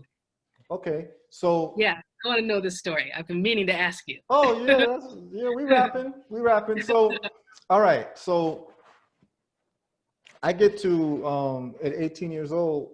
I get into the whole rabbit hole of Black consciousness from reading the autobiography of Malcolm X. And then you start asking the fundamental questions of like, wait, so who are we really and what is Africa? Because when I was I've said this on another podcast, I was so ignorant that when I was in high school, I remember 16 years old, sitting in school, just chopping it up with our friends, and one friend starts talking to me about Egypt and how Egypt is in Africa, and I'm laughing at him saying, Egypt is not in Africa. Oh, yeah. Okay. Like, well, how could you say that? And he's like, no, Egypt is in Africa. Where's the map? Yeah, and I bet him like $5 that Egypt is in Africa, because I just knew it wasn't. And he gets a map. We go to the library, gets the map, shows me in front of my face, Egypt is Africa. And it was a turning point. Like, how could I get that wrong? What was that about? You know what I'm saying? So after I paid him his money, I'm starting to try to understand why I thought Egypt was in Africa and who's been lying to me, right? So then I start doing research. When I get to like university, I start being self-taught in African history, and I run across a scholar called Sheikh Anta Diop. Don't know if you know who Sheikh Anta Diop is, Dr. Sheikh Anta Diop. I'm pretty sure I've come across that name. Well, he's a very, very, very interesting person, and I think you would enjoy reading about him. So Sheikh Anta Diop is he's a brother from Senegal. He's an elder, and he leaves Senegal to go to the Sorbonne in France to study chemistry, where he studies chemistry under Madame Curie, who won the Nobel Prize for discovering radium. Yes. Wow. In his studies, he also becomes a physicist. In his studies of becoming a physicist, he also becomes a linguist. Because what he's starting to find out when he's going to the Louvre and these places in France is he's starting to ask what the African origin of civilization is. And he starts doing a deep dive, and doing that deep dive because our history as African people has been so fragmented. It takes a multidisciplinary forensic approach to put our history back together. So it's more than just putting stories back together. It's piecing together science, language, mathematics, and the origin and the epistemology of all of these things, right? The origin of the thought, of African thought. So he becomes a political scientist, a physicist, a chemist, a linguist, a historian, all in one, because that is what is needed to piece together our history, right? So he writes a book. He writes a dissertation thesis called the African origin of civilization, reality or myth. He writes that as his dissertation for his PhD, using all of these different disciplines. Because what he does is he starts taking the skin from mummies and develops a melanin pigment test, reactivity test, to figure out what's the melanin content of these people, because our people in ancient Egypt preserved their skin so well. They preserved the mummies so well that you can have 5,000-year-old mummies and the skin is still intact in terms of the chemical structure of the skin, where you can actually test the skin and determine whether they're what they call leucoderms or melanoderms. Leucoderms are white folks, melanoderms are black folks. And the melanin content will let you know these Bantu black people, what type of black folks these are. So he started developing these tests. Well, when he submits his dissertation for his PhD at the Sorbonne in France, they literally lock him up and put him in an insane asylum. Sheikh Anta Diop, you should check him out. You find him very interesting. So when they put him in an insane asylum, he decides to get together with a man named Theophile Obenga, who is the leading linguist for African languages, probably in the world, coming out of the Congo, putting together the lineal root of Bantu languages and Semitic languages. So they decide that they're going to make a presentation, I believe in 1984, at UNESCO, the United Nations Conference on Culture. And at that conference, they posit that ancient Egyptians were black, like black people, Negroid black people. And that shook the whole world, because Egypt was so profound in terms of being a techno-complex civilization that Egypt is the only country that has a science and a field of study named after it. It's the only country that you can get a PhD from studying. Ancient Egypt, Egyptology. Egyptology. Yeah, you can't get a PhD in Americology. You can't get a PhD in Frenchology. It's only Egypt that you can get a PhD and you can get a field of study named after called Egyptology, right? It's because of what they did. And when you start looking at what was done in terms of the scientific accomplishments that were done that still cannot be replicated, it's very profound. So he breaks all this down. He starts looking at papyruses or papyri and starts seeing mathematical equations that are solved in the most elegant way possible, meaning the most efficient way possible. And so you have things like what they call the Edwin Smith papyrus and the Rhine papyrus and the Moscow papyrus. They're showing mathematical proofs that were done 5, 6, 7, 10,000 years ago. You're finding things like the Ebers papyrus, which is a papyrus showing pharmacological formulas for different sicknesses. Edwin Smith papyrus, which is showing surgical procedures. The Rhine papyrus and the Moscow papyrus showing mathematical equations and geometric proofs. He puts this all in his book, and then he writes another book, which is a seminal book called Civilization or Barbarism, which is like the opus magnum of his book. Like that is a great book. So I start diving into this, doing deep dives into this. From this, I'm seeing that the study of ancient Egypt for Black people worldwide is just as important as the study of ancient Greece is for white folks in terms of studying classical knowledge, in terms of their understanding of geometry, their understanding of algebra, their understanding of architecture and all of that, which the Greeks actually ended up going to Egypt to study. And that's why, like, you know, they'll say, you know, this intellectual colonization in terms of Pythagoras, the Pythagorean theorem, the hypotenuse of a triangle, but you can't, you know, he went to Egypt, I think 2 centuries after the last pyramid was built, which means that there's no way that the Pythagorean theorem could be created by Pythagoras, which is finding out the measurements for the hypotenuse of a triangle, because you can't build a pyramid unless you know the hypotenuse of a triangle. And these pyramids were finished by the 12th dynasty, right? So I'm start doing this deep dive and I start becoming an Egyptologist, but I start finding out that Egypt isn't even the proper name and it is Kemet. That's what we called it, you know what I'm saying? And the importance of names. And so I keep running into like this, what they call like a psycho-spiritual mytho-reality, which I'm not a religious person, and I wouldn't even necessarily call myself a spiritual person per se. I just like results, whatever works. So if you can show me, if I have to, you know, if I have to say your name like 1,000 times and that's what's going to create results, I'm going to be doing that. You understand what I'm saying?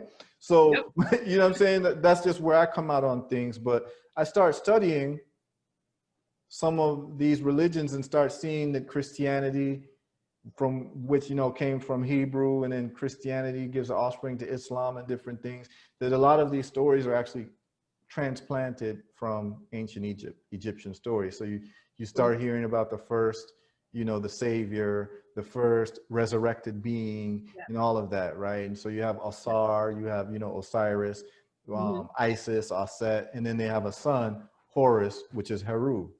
Now, this Heru character is very important because he fights against his evil uncle named Set, from which they get Satan, right? Because Asar and Set are brothers. Asar in ancient Egypt, their spiritual system is the first king who develops agriculture and teaches agriculture, and he is killed by his brother Set out of jealousy.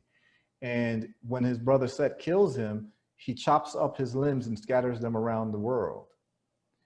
And the wife, Isis, Set, goes around. It's actually the first love story, written love story in the world, where she goes around the world to find his limbs at all costs to put them back together. And when she puts the limbs back together, he resurrects. When he resurrects, he impregnates her through immaculate conception, and they have a child, Heru, Horus.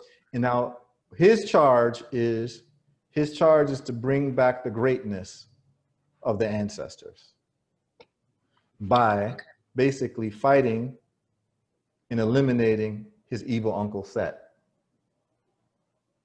And how he does it is using Set's own technology and Set's own words against him, with the help of Tahuti, Thoth, who is also the scribe.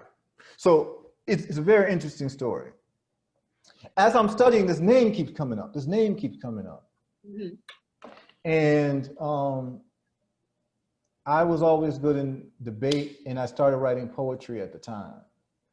And I always had like an affinity for words. And someone just said to me, who was also studying ancient Kemet, had said to me, man, you have like a Heru spirit, a Heru character, a Heru. And it just like, it triggered something in me, like it ignited my DNA. And I just started, and then that's just how it started. Like people started calling me Heru, I started just accepting the name, you know what I'm saying? It's like, as I was reading, the name just kept coming up to me, and I just felt like I was never comfortable being called a European man's name. Like, let them have their names and let us have ours. And so what it did was it reminds me of who I'm supposed to be, what my mission on earth is, and it ties me to the root of really the greatest recorded civilization that we've had, because even Ghanaian historians, they trace a lot of Ghanaian culture to ancient Kemet. And what's really interesting is even the language, you will find language traces that exist today. So for instance, the word for church in Twi, in Akan, is Asari, which has the root word Asar. The root word for a field of grass, like a vegetated grass, is Asari. Wow. Wow. And the root word, and then the word for to rise, like to get up, like how you get up in the morning, like to resurrect in the morning, is sorry. Wow. Like all of these, you start seeing the linguistic, and Theophilo Benga has done a lot of work on this. And so one of the ways that they proved that ancient Egypt was actually a Black civilization was they did a linguistic analysis of the Bantu languages, including Igbo, including Yoruba, including Wolof, including Twi, including Mandinga, and all of that. And they found that the common words. So like words that would not be imported. So words that would not be imported are words that are natural to your environment, like tree, water, things like that. You understand what I'm saying? Those are not imported words like blue jeans or Coca-Cola. You get what I'm saying? They started finding a lineal link between those Bantu languages and ancient Egyptian languages, where the words are the same. So we have this linguistic tradition, because that's really how you show how people came to be. And through migrational patterns, it's actually studying language. When you start studying language, it's very clear where people came from and who begat who and things like that. Language is so important in studying like history. It is so important in seeing the linguistic links, because people pass on language without knowing it. It's not deliberate, it just happens. It's part of the DNA, it's part of the DNA sequencing of human beings in terms of the way we pass down language, like we pass down DNA. So if you actually want to do a forensic search of a people and where they came from, how they came, you can literally do it through language. And so that's what they did, you know. So they did a whole treatise on language, and they found that the ancient Egyptian language is the forebearer of the Bantu languages.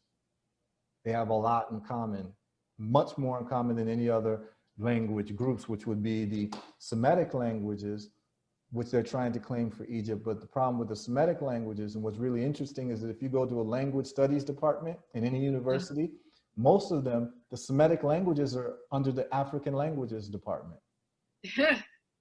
Yeah. Wow. Because Semite, because the word Semite literally means Afro-Asiatic. Literally. Is a mix between African people and people who are coming from the Asiatic areas, which they are calling the Middle East, which is actually part of Africa. And that's what makes sense. That makes sense. That's logical, not the other way around. Yeah, absolutely. So that's a long way to tell you about, you know, why I took that name. And ever since I did that, life has been real sweet for me. Things have gone very good. How have your parents responded? Or how was your mom?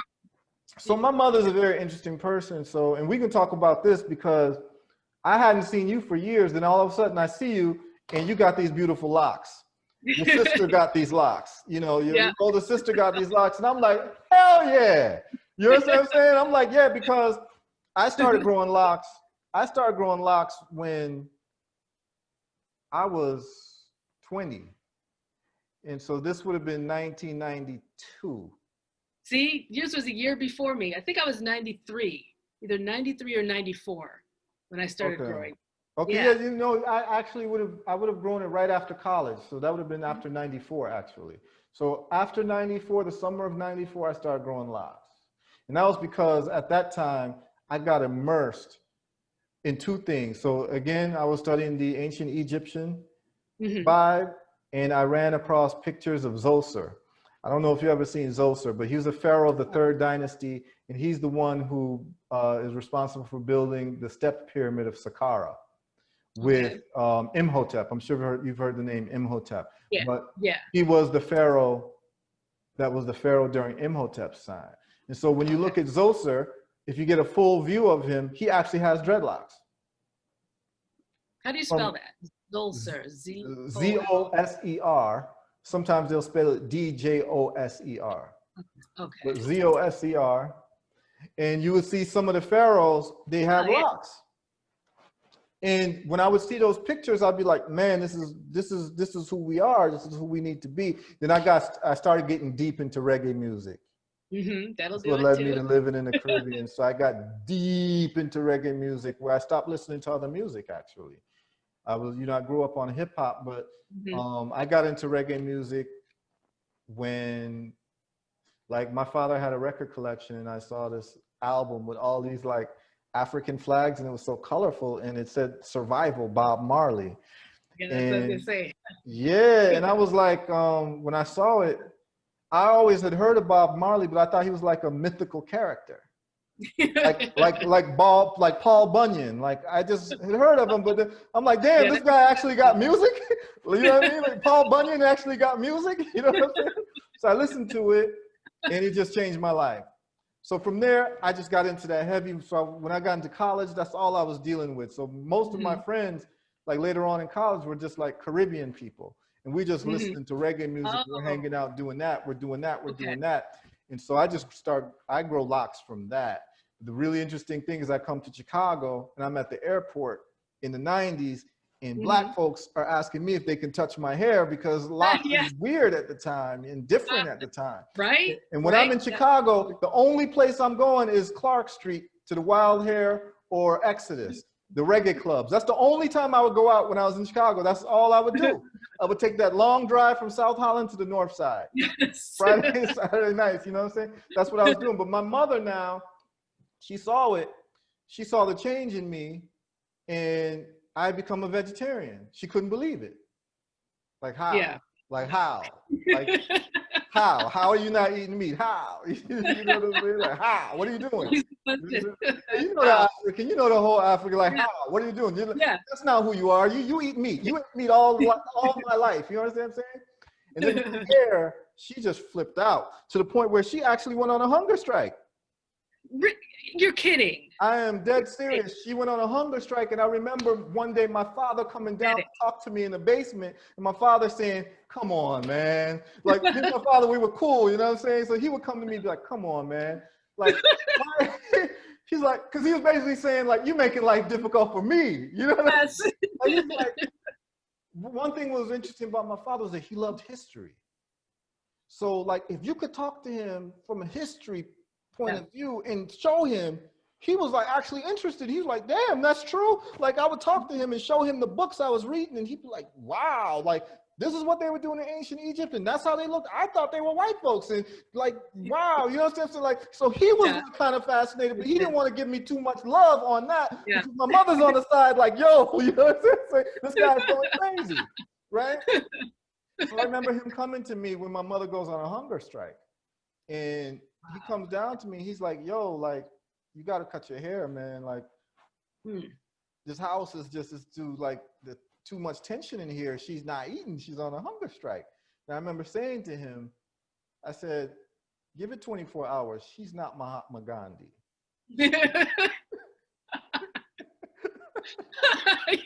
Your mother is on a hunger strike. You're saying. On a hunger strike. Now, let me tell you what's so funny, right? Wow. For years, so that was the energy. Like, me and her were very close, but when we go at it for a long time. Like, where like we don't talk to each other for a while, but we're very close. Like, I can make her laugh, like, and she loves talking to me and all that. And what's very interesting, today, my mother is pretty much a vegetarian. She has my whole dietary, and she now has the same outlook politically that I have in the world as an African, where she sees that she was basically lied to all her life to basically support Europeans as being superior. She actually sees it now, where she's made a whole 180-degree switch as to where she's at right now, as to where she used to be. So it's been beautiful to watch. In the conversations I have with her, sometimes I can't believe I'm talking to my mother and she's this radical. You know what I'm saying? So let me ask you about your locks. When that happened, what caused it to happen? Like, what? Because I remember I seen you playing tennis. Yeah. Right, as a young girl with the short hair, and then maybe we hadn't seen each other for like a decade, and I just see you, and all of a sudden I see this beautiful. You know what I'm saying? I see this beautiful woman with like long hair, like locks, and I'm just like, oh, this is nice. You know what I'm saying? Like, I was so happy to see that development. I was so relieved to see your locks, by the way. I was like, oh, thank goodness, it's not just me. You know, I was just, but my journey was just strange. It's a lot of, I mean, even everything that I'm doing now, it's like it's guided by something that I can't name, because, you know, I grew up wanting to be an entomologist, you know, to study bugs and all that, and I would never have imagined that I'd do what I'm doing. But over the years I've learned to follow when there's a feeling that I get, it's unseen and it's not something I can describe, but I know when to follow something. And I've learned that. Like, these days I don't even question it anymore. I just know. I know that same feeling you're talking Yeah. about. And we also You know that do when it. we don't listen to it, things don't Yes. go right. Things don't go well at all. That it's chaos. Right. It's chaos. So like, so for years, you know, like I said, my hair has always been a problem just for everybody. Everybody. They just can't deal with my hair. It's just, it's offensive. And so once I graduated from high school, I was wearing extensions. I was wearing braid extensions. And I knew in my heart that something was wrong because, like, you know, they were very expensive and they were beautiful and they looked perfect and everything and looked good on me. And it was, at least I wasn't straightening my hair and this was an African look, but I knew something was wrong in that keeping the upkeep of this hairstyle was very expensive and also took a lot of time, like hours and hours and hours. And whenever I would take my hair, whenever I take the extensions out to get it redone, you'd have this time in between. And I wouldn't want to go outside. I wouldn't want to be seen with my hair, like the hair that was growing from my head. I wouldn't want to be seen with it. So I knew something was wrong. I just didn't know, I didn't know what to do about it. I'm like, this is, you know, it was the 90s, late 80s and 90s. And there was guidance, you know, for Black women back then. You didn't have many options. So I was trying to figure it out, went to college, and it was cool because I met basically this group of, in my first year of college, I went to the University of Illinois in Champaign-Urbana. In that first year, all of my friends were white. They were all very, like, white, very creative people. Creative theater majors, writers, all kinds of very creative people. And I was an athlete. I was on the tennis team and I was miserable there. And, but by the next year, I'm skipping over a major event in my life that led me to be a writer, which is just too much to explain. It will totally be a tangent, so we'll just leave that alone. But well, this doesn't have to be the only podcast we do.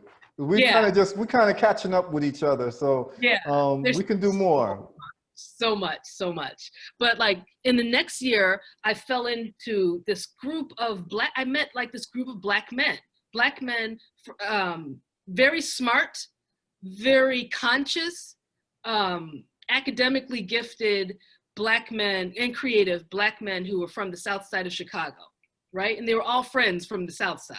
And being around them, they started looking at my braids that I had and they're like, you need to lose the extensions.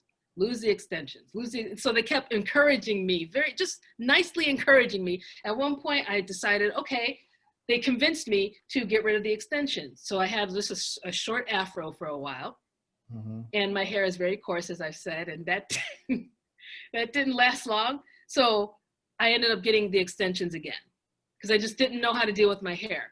And then I studied, I had like finals and I ended up leaving those extensions in for probably about 7 months.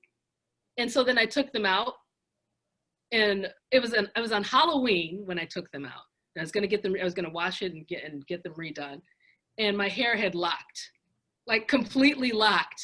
And they were like, my hair was about this long at that point. They were standing straight up, like straight up. Because my hair defies gravity. It's so coarse and strong that it just defies gravity. And so I was just like, you know what? I'm just leaving it. This is what it is. That was the beginning.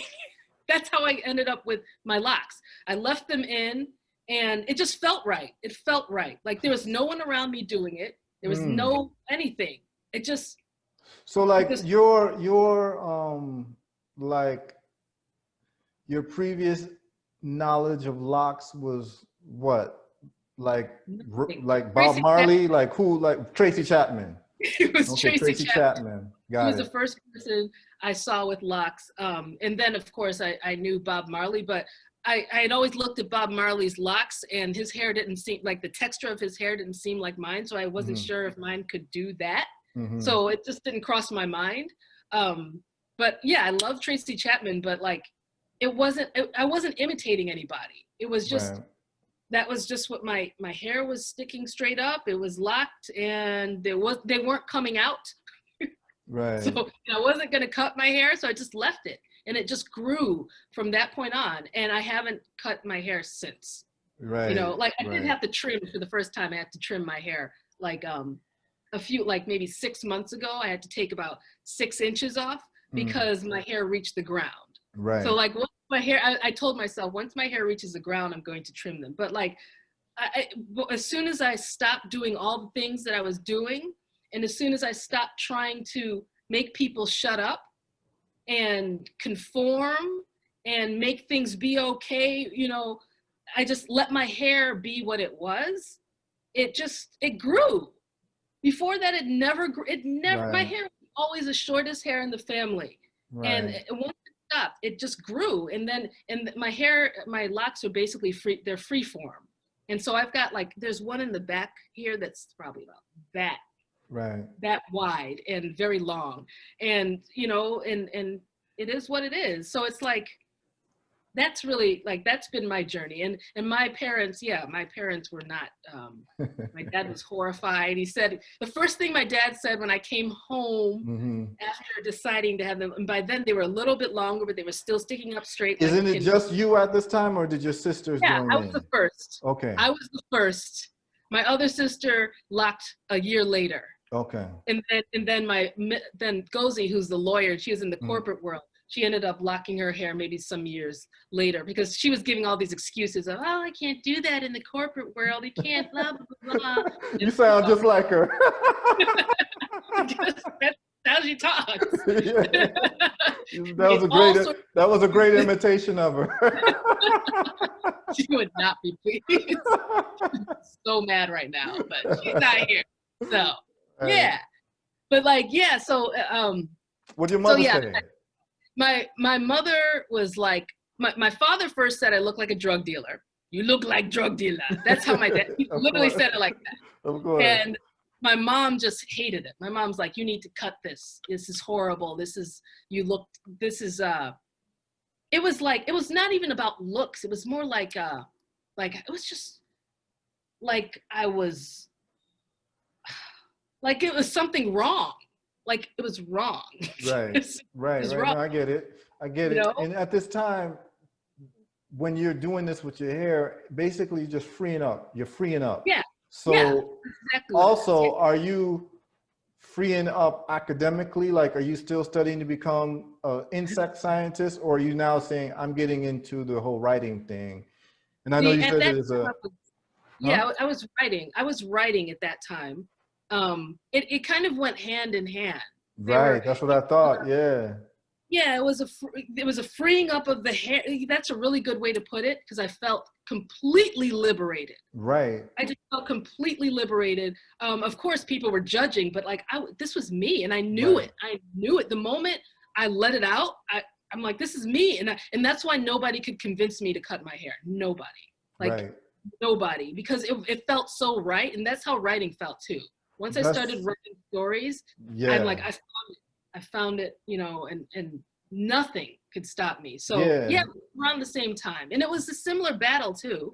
It's a similar battle. Like, they weren't for me being a writer at all. Like, they were like, of course not. These are Nigerian parents. Right. You know, I mean, look, my mother's still mad at me that I chose to become a lawyer instead of a doctor. You know, like, you know what I mean? Like, you know, for them, it's like, you're either going to be a doctor or an engineer. That's it. You know what I'm saying? That's it. And no other career. Yeah, that's it. So when you start exploring that artistic side of you, because I quit law when I was 20. I quit being a lawyer when I call it retired. I retired when I was like 27. Wow. And I retired to become a poet. Huh? When you made that, boy, that's great. Yeah, I retired to become a poet. So that's great. But you see, what you're saying is like so profound, and that's why I kind of knew. I know what you like. The moment you said you got this energy inside of you, when you tap into something and you know that this is what it is, and you just you don't ignore it, right? Now that happens with people in the creative world a lot. Like, you know what I'm saying? Like, people will ask, like, what is your writing process? Like, what do you do? And this and that. You may have one, but I'm very sure that if you're writing the way that you're writing, you're basically going on an energy. And the most profound philosophical question is, like, I ask mathematicians this, I ask engineers this, I ask musicians this, and I'm going to ask you this. And I want to see how you respond to this. Okay. Are stories discovered or created? I want you to think about that, because this is in the context of asking a mathematician, are mathematical formulas discovered or are they created? Okay, that's a hard question. Yeah. I know, but I'd say discovered. I discover, because it's like when I don't, and this is something when I'm in interviews, I can't describe it well. Like, it's not understood. I know what you're talking about, but trust me, I know what you're talking about. So forget Yeah, about them, because I'm gonna share my experiences appreciate it. with you. So we're gonna have a real interesting conversation about creativity and how it happens. But that answer that you gave me gave me a sense of like what you're dealing with. You understand what I'm saying? Because I agree with you. These stories, so I've written stories, I've written movies, like I've written these things, and I felt more like I was literally translating. Thank you. That's the word. I was literally just translating what happened. Yes, yes. Right? You're translating what's happening. They're telling it through you. Yes, that's what it is. That's what it is. And so then around that now, what's your biggest fear? You know, honestly, I can't say that I have any fears, because like at this point, I don't worry. Like, it comes, the story always comes. They're not where the stories come from, whatever's giving me those stories, I don't have any fear of that at stopping. It doesn't stop. It doesn't stop. I don't have, okay, if I had a biggest fear, all right. Fear is an inability to tell the story. Like something happening to my mind where I can't channel it anymore. Yes. That's a fear. Yeah. Yes. Right. So that is what cannot be taught. But yes, right. That's what can't be taught. Yeah. But there is a discipline around it too, because it's not haphazard, right? Because if you write songs and you believe in that discovery thing instead of the creation thing, right? You also know that, see, so for me, I don't know if you've ever written songs. No, I'm fascinated by the process though. I'm fascinated. Have you tried? No, like I don't know how, like, I don't know, how do people write songs? It's all right, I'll tell you. Please. Yeah, because it's not very different than what you're doing, because I've written songs and I've written stories that I just felt that the stories told themselves, right? And basically what I did in terms of writing songs was, because I was always fascinated by music. Like as a kid, like I could hear a song one time and I would know that song's going to be a hit. Like no matter if it's the first time that they ever released a song on the radio, that one's going to be a big song. Like it's going to be, and I've always just gravitated towards music, but I'm not like a great musician, right? But I can hear a song and know it's sweet, right? Now, so what I did for myself was, in this moment of freeing up, right, where I'm clear that I'm going to have locks, irrespective of what anyone thinks or how they feel about it. That's just who I'm supposed to be. And I'm starting to get reinforcement cues where my life is going in a good direction for me. Ever since I had my hair like this, ever since, you know, I've done those things to free up. Like I've met the most beautiful people. I've met the people who are more in tune with my spirit, right? Because if you're doing the wrong thing, you meet the wrong people. Right? You'd have met the wrong people in your life if you decided not to be who you are today. Like in a sense, like if I decided to like have married my college girlfriend and like, you know, become a doctor and working as a doctor, I'd be a whole different person than I am now. and things would be a lot different. I wouldn't be as happy. I'm pretty positive I wouldn't be as happy as I am now, right? So I endeavored to learn how to play an instrument. So I taught myself how to play guitar. That's so the answer.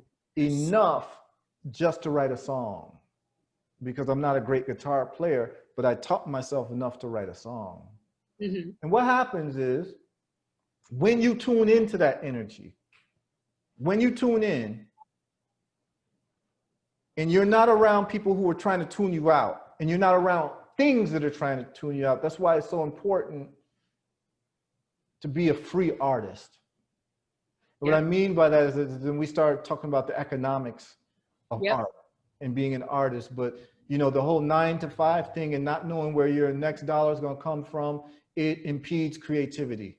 Yes, it does. You know, even though some people say it makes you hungrier, but what it does, it distracts you from that frequency you're supposed to be in, where now you got to have conversations you don't want to have. You got to think about things you don't want to think about, that's taking you away from actually being that radio signal, right? So what happens now is, if you start surrounding yourself, I'm talking about you, Nnedi, like if you start surrounding yourself around musicians and you decide that you're just going to learn a little something, I guarantee you, you will find some songs. You will find them, because I don't know your musical taste, but I would imagine you love music. Yeah. You can't, it's hard to be a free spirit. It's hard to free up and not love music, because music plays that role where you feel that there's a certain type of love that comes from the emotions of music, where you always want to be in that space. And it reinforces you to be free, right? And then you start learning about certain musicians, and they become like real interesting people in terms of people who did what they needed to do to be free to do this music, right? Because anything people say about Bob Marley, what you can say about Bob Marley is, at the end of his life, he did it his way. He did it his way. Yeah. You understand what I'm saying? Which is like, I think that probably becomes the prototypical human being in terms of who we follow as avatars, is the people who did it their way, right? Whatever it may be, whatever you're interested in, those people become the heroes and the sheroes. They did it their way. And if that resonates with you, what's going to happen is that there's going to be something that frees up. You may not be able to sing it the way you hear it, because you may not have that type of a voice, but you will get a song in your head. You will start hearing some lyrics in your head. And I think it might be an interesting exercise or journey for you to hear what that sounds like. Because when I started picking up the guitar, and also a lot of this was cannabis inspired, because I started getting into cannabis very seriously. You understand? I was in that whole, like, all my friends were Rastas, so I was in that vibe. Of course, so, so when I was actually my first year of law school, I started a reggae band. We were terrible. Wow. We were terrible. We were terrible. Yeah, we were terrible, but we started, you know, I started a band, because I was like, yo, we just got to start a band. You know what I'm saying? That's just the thing to do. And so what happened is, I'm playing guitar, yo, and in the middle of my sleep, I'm hearing songs. Now, what's so crazy is I'm hearing songs that I know I'm supposed to write in the middle of my sleep, but I don't have the discipline. I wake up and I forget the song, but I remember that there was a song that came in my head. So now the whole thing is, do you wake up and have a pen and a pad next to you and jot it down, or do you have a recorder next to you so you have some type of discipline so you don't lose all of this in those moments of inspiration, right? Because you're new to it, but it's just coming to you.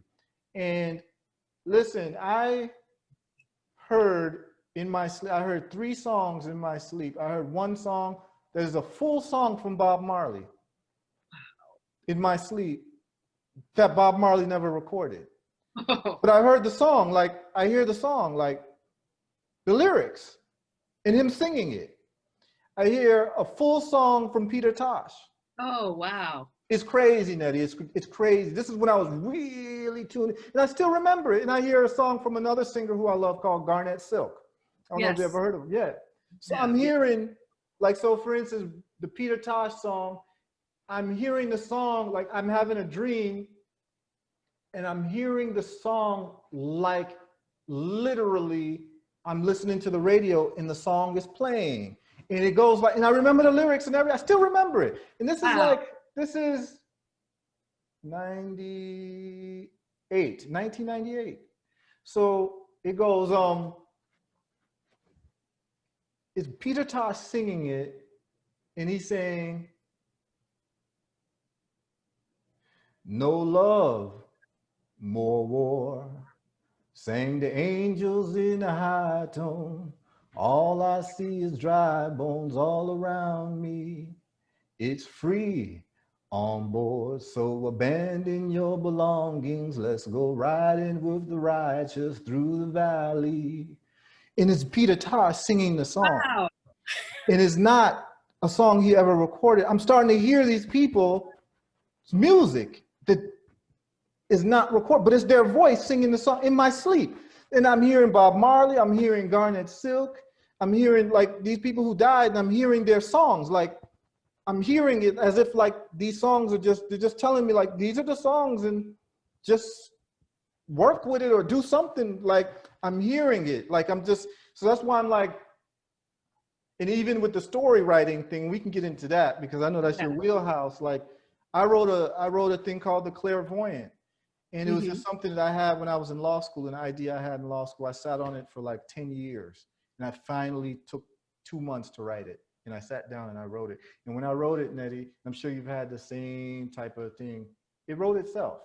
The plot, the characters, the dialogue, it just literally just spills out. It just wrote itself. Wow, I didn't know that could happen with music though. Yeah, I would really cool. Encourage you to just like try it because you may surprise yourself and you'll get to know more about yourself. Yeah, that's an area of writing I've just been intimidated by because it's like on a different frequency of creating. I don't know. I mean, I've written screenplays, I've written comics, I've written nonfiction, and I've written fiction. I don't know why it feels like it's just, yeah. I mean, if I open my mind to it, I'm sure I would definitely discover something, but it's just, yeah, I think music is a different, it's a beast. It's like like it is and it isn't. Like a musician would say writing a novel is a beast. Yeah, maybe, yeah. You know? And I think actually writing a novel takes more discipline. It's more time consuming. You can write a song in a day. Yeah.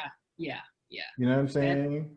But I just think that because you have the approach that you have with the novels and you feeling like, you know, you're basically relaying the story that as it is, I think that there's something that happens that's like, it's very moving when you have a song.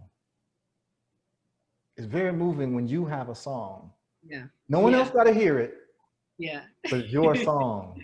You know, I don't know if you've ever been to Jamaica. Have you been to Jamaica? I've been to Jamaica. I've been to Montego Bay, but it was very brief. It was like on this press journalism trip. Oh, okay. And but I remember the feel. Like I've been to Trinidad many times, but Jamaica, I know I still have to return there. There was a vibe that I had there when I was just in a very small, like touristy place, but there's a vibe that I got there that was powerful. I know I need to return there. They would love you. They would love you in Jamaica. They would love you in Jamaica. And they have a writers thing in Jamaica every year or 2 years, or like I think it's called Calabash. Oh, I've heard. Yeah. Now listen, if you ever get the opportunity to go, just let me know. I'll link you up with some people. But I think that there's something about Jamaica, you know, like everybody in Jamaica have a song, you know, like everyone has their own song. Like everyone writes a song, everyone sings their own song. It's an island full of creativity. Yeah, that's the vibe that I had when I was there. That this full Yes. creativity. That's I'm like, this is somewhere that I need to be. Yep. Yep. Yeah. And I think it's like someone who's in the creative world to Yeah. tap into like what the different energies are. I think it could do a lot for all of us. And Jamaica is Mm-hmm. just that place. Like Mm-hmm. everyone's creative. Nobody's strange for being a creative there. Like I'm Oh, talking about the guy sweeping the street is singing his yeah. own song. And you might listen Yeah. to him and he might be a great singer. He just hasn't never hit the studio yet. And if you stop him and say, yo, Mm-hmm. sing a tune for me, he's gonna sing it like he's on like America's Idol or whatever it is, American Idol, like they're ready to perform. Like Jamaica is an interesting place. Love it. It's an interesting place, you know? So what I wanna get into, because people who have tuned in and saw your name, we've done very little talking about your writing. Mm-hmm. And I've seen your online wars. I'm sorry. I am so sorry that you got to witness those, Scott. Yeah, because what I want to do, I want to find out more about your tennis career, and I want to, you know, most people tuning in, they want to hear about your writing, but literally, this is my chance to catch up with you, and so I'm being a little selfish about what I want to hear about. So what I want to know about is, I want to know when you decided, because remember, you took me up to the ant scientist who starts growing locks, right? And I know the writing thing is a deeper story, right? And I want to have probably a whole podcast with you later on to discuss that in depth. But at what point do you say, that's just what I'm gonna do? I'm writing. Like I'm writing, this is what I'm doing. Like, this is it. This is what, it might've been like a progression, or it might've been just one seminal event that you remember and you just say, that's it, that's what I'm doing. Yeah, it's been both a progression and that's it. Like, because okay. So we had the main thing that happened that caused me to become a writer.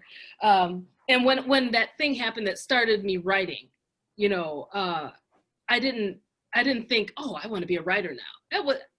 I don't think like that. I think it's because I'm the third girl in the family, and Igbos are very patriarchal. So I have grown up on the lowest end of the totem pole, like the lowest. So in other words, not much was expected of me. You know, do my thing, and I should be, you know, get good grades and all of that. But like, not big things were not expected of me. Big things were expected of my brother because he's the boy. Big things were expected of my oldest sister because she's the oldest. Big things were expected of my middle sister because she's always been the most ambitious from a young age, always. But for me, no one really expected much. So I knew I wanted to study bugs. I've loved bugs since I can remember. In South Holland, there were always these because it was early time, there were always these open lots, and I would go into those empty lots and there would be weeds in there, and I would catch bugs and examine them and look at the scientific name, all of that. So I was known, you know, for my love of insects. So that's what I always thought I'd want to be. And then this thing happened, and then suddenly I discovered storytelling. I discovered it. It was like, first it was the thing that kept me sane, like literally the thing that kept me sane. And then it was the thing that I just loved doing. It was like, I just discovered the thing. I just loved this. But I wasn't thinking, okay, this will be my career.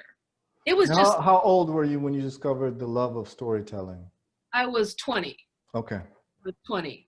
And you're in university. I was in my sophomore year. It was right after the thing that happened. Okay. And were you taking English classes and stuff like that, or? Yeah, I mean, I was taking composition, but not specifically for literature. Okay. I was in chemistry, I was in biology, I was in what was it? Maybe trigonometry. I was taking Latin. As we say in Africa, science and maths. Yes, exactly. Maths. Not math. Yeah, maths. But yeah, those are what I was focusing on. And then I discovered, and I was doing the writing thing outside of class because I just had, it was like I had to do, I loved doing it. I wasn't showing it to other people. I wasn't like, it wasn't something that was getting me gratification or praise. It was just something that I was doing and I knew I loved it. So there was that. So there was a slow progression from that point. So at some point I knew this was what I loved. And because I was the third, like, because I was on the lowest end of the totem pole, I didn't think I had to do something that made money. Like, money wasn't my primary reason for doing things. Mm-hmm. So like, yeah, so it was, the focus was just mainly on doing well in school and then writing these stories. And at some point it became, you know, where I just was like, well, let me just change my major to writing. I love writing. This is what I want to do. I had no idea how I would make money. You know, my parents had a good point. They, you know, most writers don't make any money. Right. I had no idea. I just didn't care. I just knew I loved writing stories. So at that point, basically at this point, they're like, here goes Nnedi again. Yes. They were just like, she needs to stop doing, you know, they couldn't stop me. They wanted to stop me, but they couldn't stop me. I was focused. You know, there are a few things that I want in life, but and I was telling my daughter this earlier today, when I want something though, I will get it. Like, I will go for it in such a strong manner that, like, I just become laser focused on that thing. And so I was focused on the writing. I loved writing, and it wasn't for money. It was because I just loved doing it. And so at some point I got my master's in journalism because, you know, that's a career in writing that you can do. Right. And in the meantime, I was writing these stories. So I was doing that. But it was a slow progression. For 8 years, I wrote novels. I wrote novel after novel. I think I wrote 5 novels, finished, edited, polished, everything. And every time I'd finish one, I just put it aside and start another one. It wasn't like I would try to get it published. Right. You were just writing. I was just writing. So was it a form of catharsis for you also? Oh yeah, it was a form of, it was catharsis. It was this act of creating, this act of pouring this thing out, like something was acting through me, and that was so satisfying. Like, whatever was speaking through me, it was so satisfying. That was all I needed. You know, it was wonderful. It made me really happy, you know? And so for 8 years I did that. And then in my 9th year of just writing, one of my professors looked at a story that I was writing, and they're like, oh, you should try to get this published. And so then I decided, okay, well, let's see what happens. And I always had the attitude of, let's just see what happens. It wasn't, oh, there are no Black people getting published, so maybe I shouldn't bother. I never had that battle. I just threw it out there, and let's see what happens. And so it was so that part was gradual. And eventually I had my first novel published. I'm summarizing a lot of things at this point. But I think that when I let go, when I finally was like, I'm going to do this. Like, so when you had the novels though, were the novels just in manuscript form, or had you self-published them? They were in manuscript form. Like when I finished, in that 8 years, just manuscript. They were like on computer file. Like sometimes I would print them out and then just have them. And then the first novel I had published was published by Houghton Mifflin, which is a pretty, they published Lord of the Rings. Let's just put it that way. It was a big publisher, but like, I never sought to self-publish. It wasn't, I don't know. It just wasn't the route that I took. But when you have your 8 novels, are you trying to share those novels with people, like friends, family, to read it? Or was it just strictly, you need to just get it out of you, and whatever happens to them, happens to them? That. I just needed to get it out, and whatever happens, happens. I didn't show them to anyone. I just wrote them and then put it aside and moved on to write the next one. It just, and when I look back, that's love. It's love. And I was lucky because now I see a lot of writers now who are just like, I want to be famous, so I'm going to write this. I want to be famous. And for me, I had that 8 years of just writing, and it was practice. It was practice. It taught me how to write. It taught me to be confident in the stories that I was telling without having anyone else kind of giving me these ideas. It let me explore. I could experiment. I could write something terrible, and I didn't have to deal with judgment. I was very lucky to have those 8 years and to not have this need to be successful doing it. Right. You know, and I developed a real love for the written word and the work of it. Like the work of it is part of what I love about it. The length it takes to write a novel. A novel is just, it's hundreds of pages. You have to sit and you have to focus and spit it out, and you have to let that voice that's speaking through you, you have to relax and let it speak through you for a long time. I mean, it's great. Yeah. It's great. I really enjoy it. How do you feel when it's finished, though?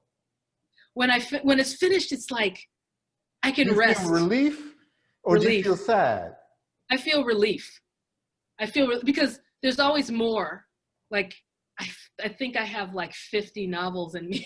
It's just, they keep coming, and they're like banging on the door. So I'm like, when I finish one, like when I really finish it, as in like when it's edited and polished and everything's together, when I finish that, it's relief. It's there, it's alive, it's free. It's like having a child, you know, when they say that writing a novel is like giving birth, I can definitely agree with that analogy, because when you give birth, you go through so much change, and then the ending of it is so painful and poignant, and the moment it's out of you, relief. It all stops. And then you have this thing, you know, you have a child, you know, that is outside of you, that can exist without you. And that's how the book is. The book can exist without me. Other people can experience it without me being there. That's how do you know when a story is over? Now that I've probably written over 20 novels, it's intuitive. I know it. Like I know it. I can look at things that have been published and still edit what's there. Like I rarely read things because I'll still edit the thing, but I'll know, I know when it's done, because I'm very hard on myself. Very hard. Like I'm a perfectionist. So I know I've put as much work as I could into that thing. If I didn't put that work in, I would know, you know, it wouldn't feel done. It wouldn't feel done. So yeah, but that's like with a lot of experience that lets me know when something's done. It's you got to do the work though. If you're not putting in the work, and you know you're not, and you're being lazy, and you're just like, oh, this is fine. This sentence, even though you know the sentence isn't perfect, you're just like, oh, it'll be fine. You know that it's not there. It's not where it needs to be. So it's not done. So when I say it's done, it's done. Yeah. If that makes sense. Okay, so that's from the technical point of view, but what about like for lack of better words, like the vibrational point of view of it's done in terms of the story is done. I'm not doing a sequel to this. There's not a second part to this story, not the book, the story. The story, yeah. Yeah. That's just a vibe. It's a vibe, and it's like, see, it depends, like certain writers who are commercial writers, they don't have that vibe. Because they could always have, like, if someone throws like 100,000 at them and is like, oh, if you write this sequel, you know, we'll give you this money, and they're cool with that. Like, if they hadn't planned to write the sequel, but now they're going to write the sequel. That's one type of writer. I'm definitely not that type of writer. If something's done, like my novel Who Fears Death, that one's being developed by HBO into a TV series. That book is done. I'm not writing a sequel to that. Like, no. Like, I just know you can have a sequel to the TV series, but I cannot. That book is done. Like I think that knowing when something is like when a story is done versus when a book is done, it's stronger with knowing when the story is done. Right. Like, you know when absolutely, it's done. Absolutely. Yeah, it's a vibe. Yeah. It's a vibe. You know? Yeah. And if you try to betray that vibe, it's going to be a mess. Yeah, it's going to be a mess. Like if you try to force yourself to continue the story, you know, like Dallas, you know, like JR or whatever, Bobby's really not dead. It was a dream. Right. God, those writers must have hurt. Well, they probably have to fire and get some new ones, you know, who weren't attached to it in any way. Exactly. So let me ask you about your editing process. Oh, God. Right. Is your editing process at this point systematic in the sense of, is it the same all the time with all of your writing projects? Do you have a format? In other words, some people say, I'm just going to write the whole story, then go back and edit. And as I edit, I might add more here, there, blah, blah, blah. Or do you edit, you know, after a chapter? Or do you, how do you, or does it differ based on the vibe? I think for me, it doesn't, that part doesn't differ for me.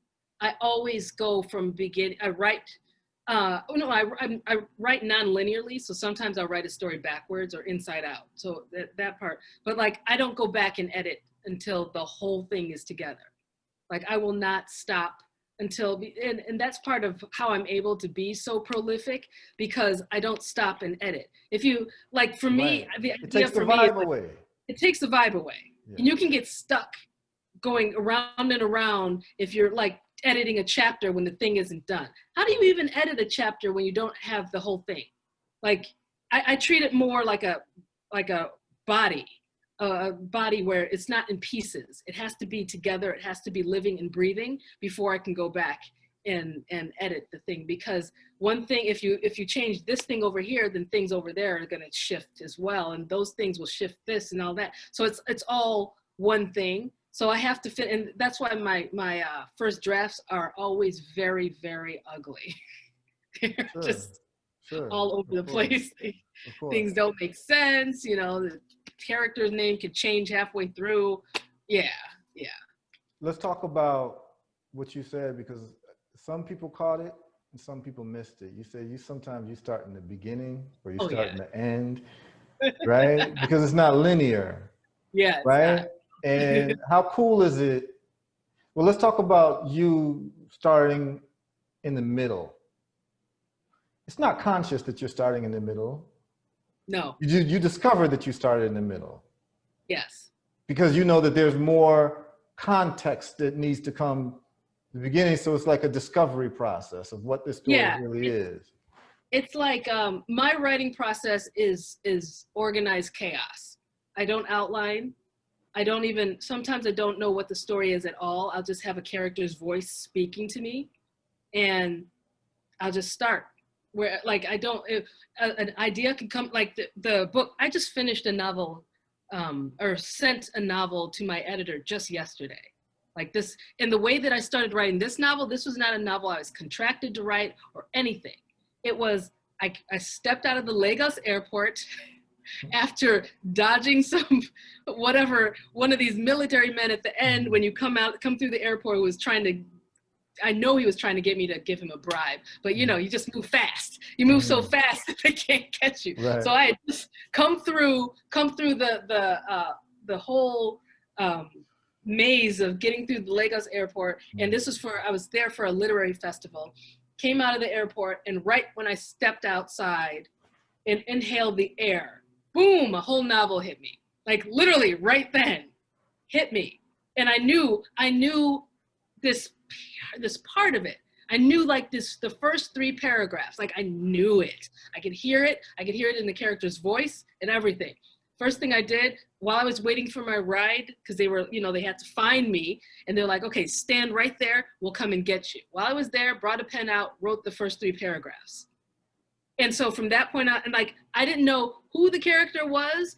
I didn't know why she was coming out of a burned building that smelled of char and all of that. I didn't know any of that. Yeah. I just knew those were, and I knew this was a novel, and I knew that this was where I was going to start writing it. But that part turned out to be in the middle of the book. It's in the middle of the book. So when I wrote that, then more of it came, it's discovery. So you hear her telling you the story, and then more of it started shining in a different part of the story, wrote that part. And then another part, by the time I finished that, another part came, and so I wrote that part. And the story is linear. The story is very linear, but the way I wrote it was not linear at all. So I put all of those, when I finished, I put all those parts together and then just edit that part and edited and polished and then added things that needed to be added. And yeah, it's So, just. As an artist, right? From my artist hat, I'm gonna ask you this question. Okay. How do we reconcile, or how do you reconcile the magic of being inside the story and the dynamism of discovering a story and etching it out to the mundacity of life, of our own lives? But our own lives are not mundane. In the moment, they might be, though. In the moment. Like when you go back, right, and you talk about the things you've been through, and I was like, damn, this sounds like a movie. Right? Yeah. But the waking up every day and brushing your teeth and this and that, and you understand what I'm saying? Like, other words, what does the artist do? Some artists, and I've spoken to, are tapped into the art world because they're trying to keep from being bored from real life. Interesting. I could see that. I could see that. I don't know, but for me, life isn't boring. Even the most mundane things are not boring. You find interesting. I find it interesting. I get amusement. Like every morning, I've been in the same, I don't think I've been outside in 3 or 4 days. Cause like, I don't have any reason to go out there. It's like, I don't have anywhere to drive.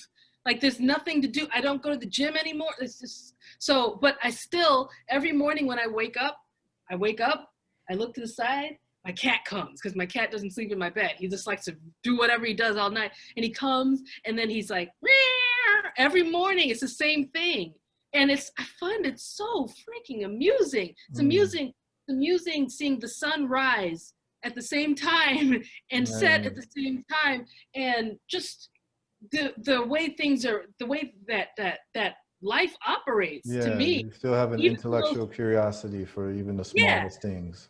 Yes, exactly. And that's how it's like, I don't know, I'm just amused and interested in small things. And when I'm writing stories, even when big things are happening, what interests me most when I'm writing these stories is like, I like to bring them really close to the characters. I like to know what, like, if the world is blowing up outside, what's the character doing indoors as they're looking out and being afraid, and what does it smell like inside? Like, I like the smallness and the closeness of it. So I don't know, I don't separate the two. I don't separate, like, from the worlds that I'm writing and then the mundane life that I'm living. I still see the connections to all of that, if that makes sense. No, it does, because it would take that.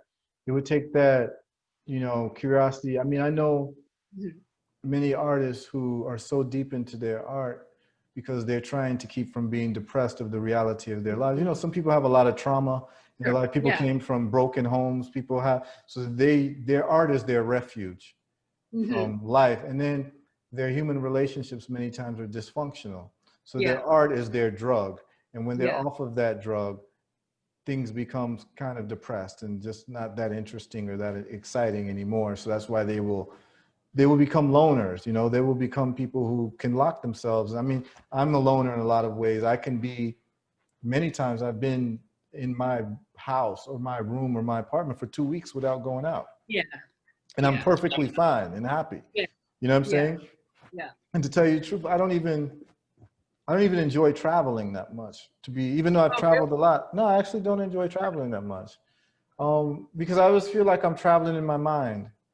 So I never, like, getting on a plane, to me, is a little bit tedious. You know what I'm saying?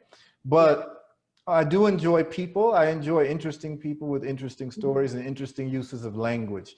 Those are the types of people I'm interested in, like witty people who use language very well. I'll never stop being bored of those people, And, I've spent a lot of time in the arts world, so I got to meet a very wide cross-section of people who are quite interesting. Now, what I want to ask you, I'm doing this for my own entertainment at your expense.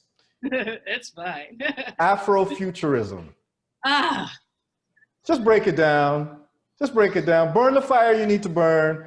okay. Let people get some context on why that sets you off.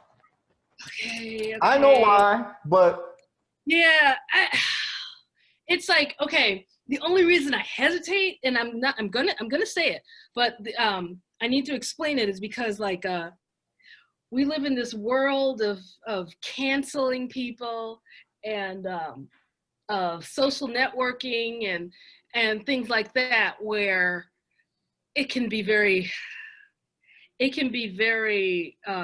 disturbing when you're trying to present a nuanced ideology, and like nuance is very hard for people to grasp in these environments. I have been canceled maybe 4 times, you know, like where I've said something and found it myself going viral and seeing it happening. And it is the most unpleasant feeling I have ever experienced. Like it's a complete lack of control. I'm very active on Twitter. I'm very active on social networks. And so when these things have happened, I'm just, wow. So like, okay, so Afrofuturism versus African futurism. Yes, let's talk about it. So, God, there's so much context. Okay, yeah. So Afrofuturism. Listen, break it down the way it needs to be broken down. You know what I'm saying? You know what I'm saying? Break it down the way it needs to be broken down. You know what I'm saying? Okay. So Afrofuturism is, okay, you'd think with the word that it would be a description for Black science fiction, right? Mm-hmm. So over the years, it's clearly become something that's more and more popular, right? And the most recent peak, not the creation of it, but the most recent peak was the Black Panther movie. So what Black Panther proved was that money can be made from Afrofuturism. The thing is, though, that Who coined the term? Yes, what's his name? A white man named, let me look at this, it's Derry. Oh God, what is his name? Oh, where is it? I'm trying to look. I want to say Matt Derry, but I might be getting it confused. But I have it. Of course, I can't find it. Oh God. I feel like I need to have these words. Oh, Mark Derry. Mark Derry coined the term Afrofuturism in it was either an essay or a book that he wrote about Black literature. Around what time frame is this? It's a good question. It might have been the 90s. I'm not exactly sure. Okay. The word itself was coined by Mark Derry, and his definition positioned. Okay, so the definition that he wrote positioned African American themes and concerns at the definition center.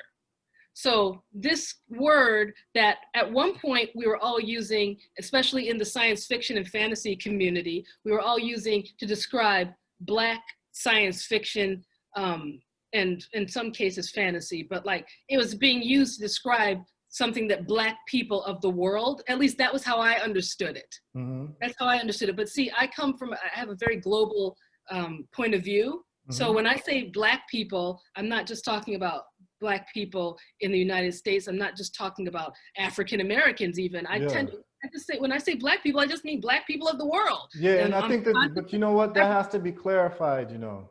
That definitely has to be clarified, because many Black folks in America, I've heard them say Black people and Africans. I've heard them say Black people and Jamaicans, or Black people and Haitians, where they're referring to Black people as Black Americans, whereas us who are coming from Africa, who live in America, when we say Black folks, we mean Black folks, regardless of border and national distinction. You understand what I'm saying? So that definitely needs its context based on where you're coming from in your life history.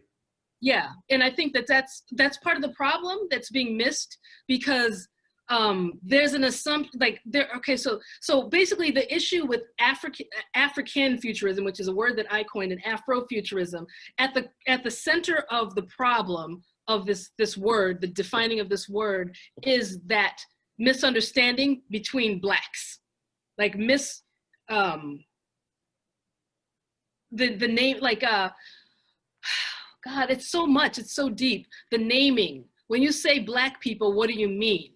So for a lot of people mean different things, and it needs to be understood. And then there's also the you know, a lot of misunderstandings between Blacks, you know, that Black people, African Americans in the United States, the descendants of the stolen Africans, have some beef with Africans on the continent. So there's that layer of things, and vice versa as well. So there's that layer running beneath all of this. So all of this descended on the word Afrofuturism for me, because Afrofuturism, I realized was being used as a word. When I thought it was a word to describe Black science fiction, meaning Black people of the world, it came to be understood that it was really an African American science fiction, as in the descendants of the stolen Africans, right? Which meant it didn't include me. So I was being categorized as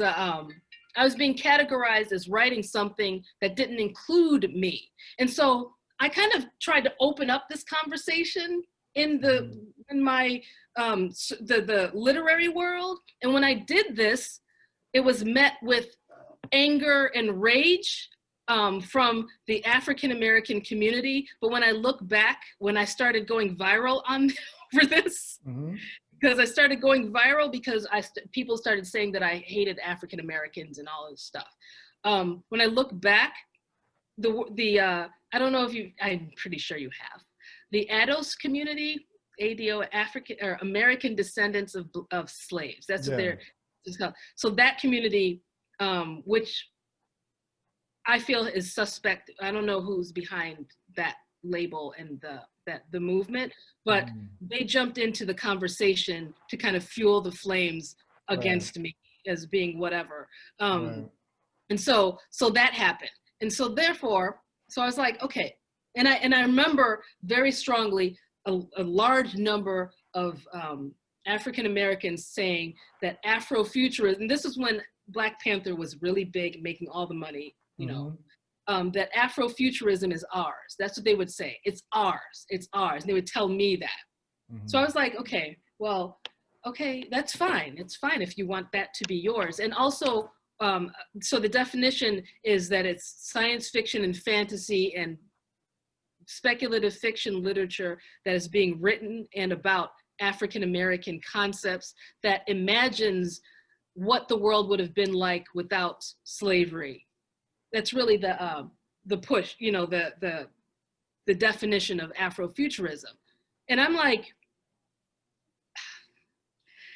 I'm just like, you know, so I'm like, there's okay. a lot of problems with that. There's a lot of problems with that. There's a lot of problems with that. Number one, you know, power, like one of the greatest, like, you know, definitions of power is the ability to define phenomena and make it act in a desired manner. So it starts with the ability to define a phenomenon. So who has the ability to make the definition? And you've already shown that it's actually someone outside of African global culture who made that definition in the first place, right? So that's number one. That's what's wrong with it. And it harkens back to our conversation of the pet, right? Velvet Richardson, right? Who gets to name the pet? Who gets to name this phenomenon, right? So it's named by somebody who's not even one of us. And when I'm using the broad us, the global us, right? That we are actually fighting over the definition that someone else made. Yes. Right? And so you didn't want nothing to do with that. You didn't want nothing to do with that. But like just making the definition, it was divisive. Right. Like his definition was divisive. That's what I'm like, okay, so you're talking about science fiction, Black science fiction, and so you have to make it African Americans. Why do you have to specify the Black people? Like, why couldn't it be global? Like, why couldn't it be everybody? You know, and so like, and that's what happens, you know. And you know what?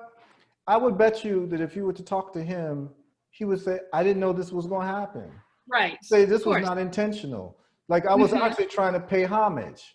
Right. You get what I'm saying? But there are regressive factions of our people who happen to be born in the United States who will, you know, wrap themselves around anything that divides our people. And that's what, you know, ADOS is like, you know, Yes.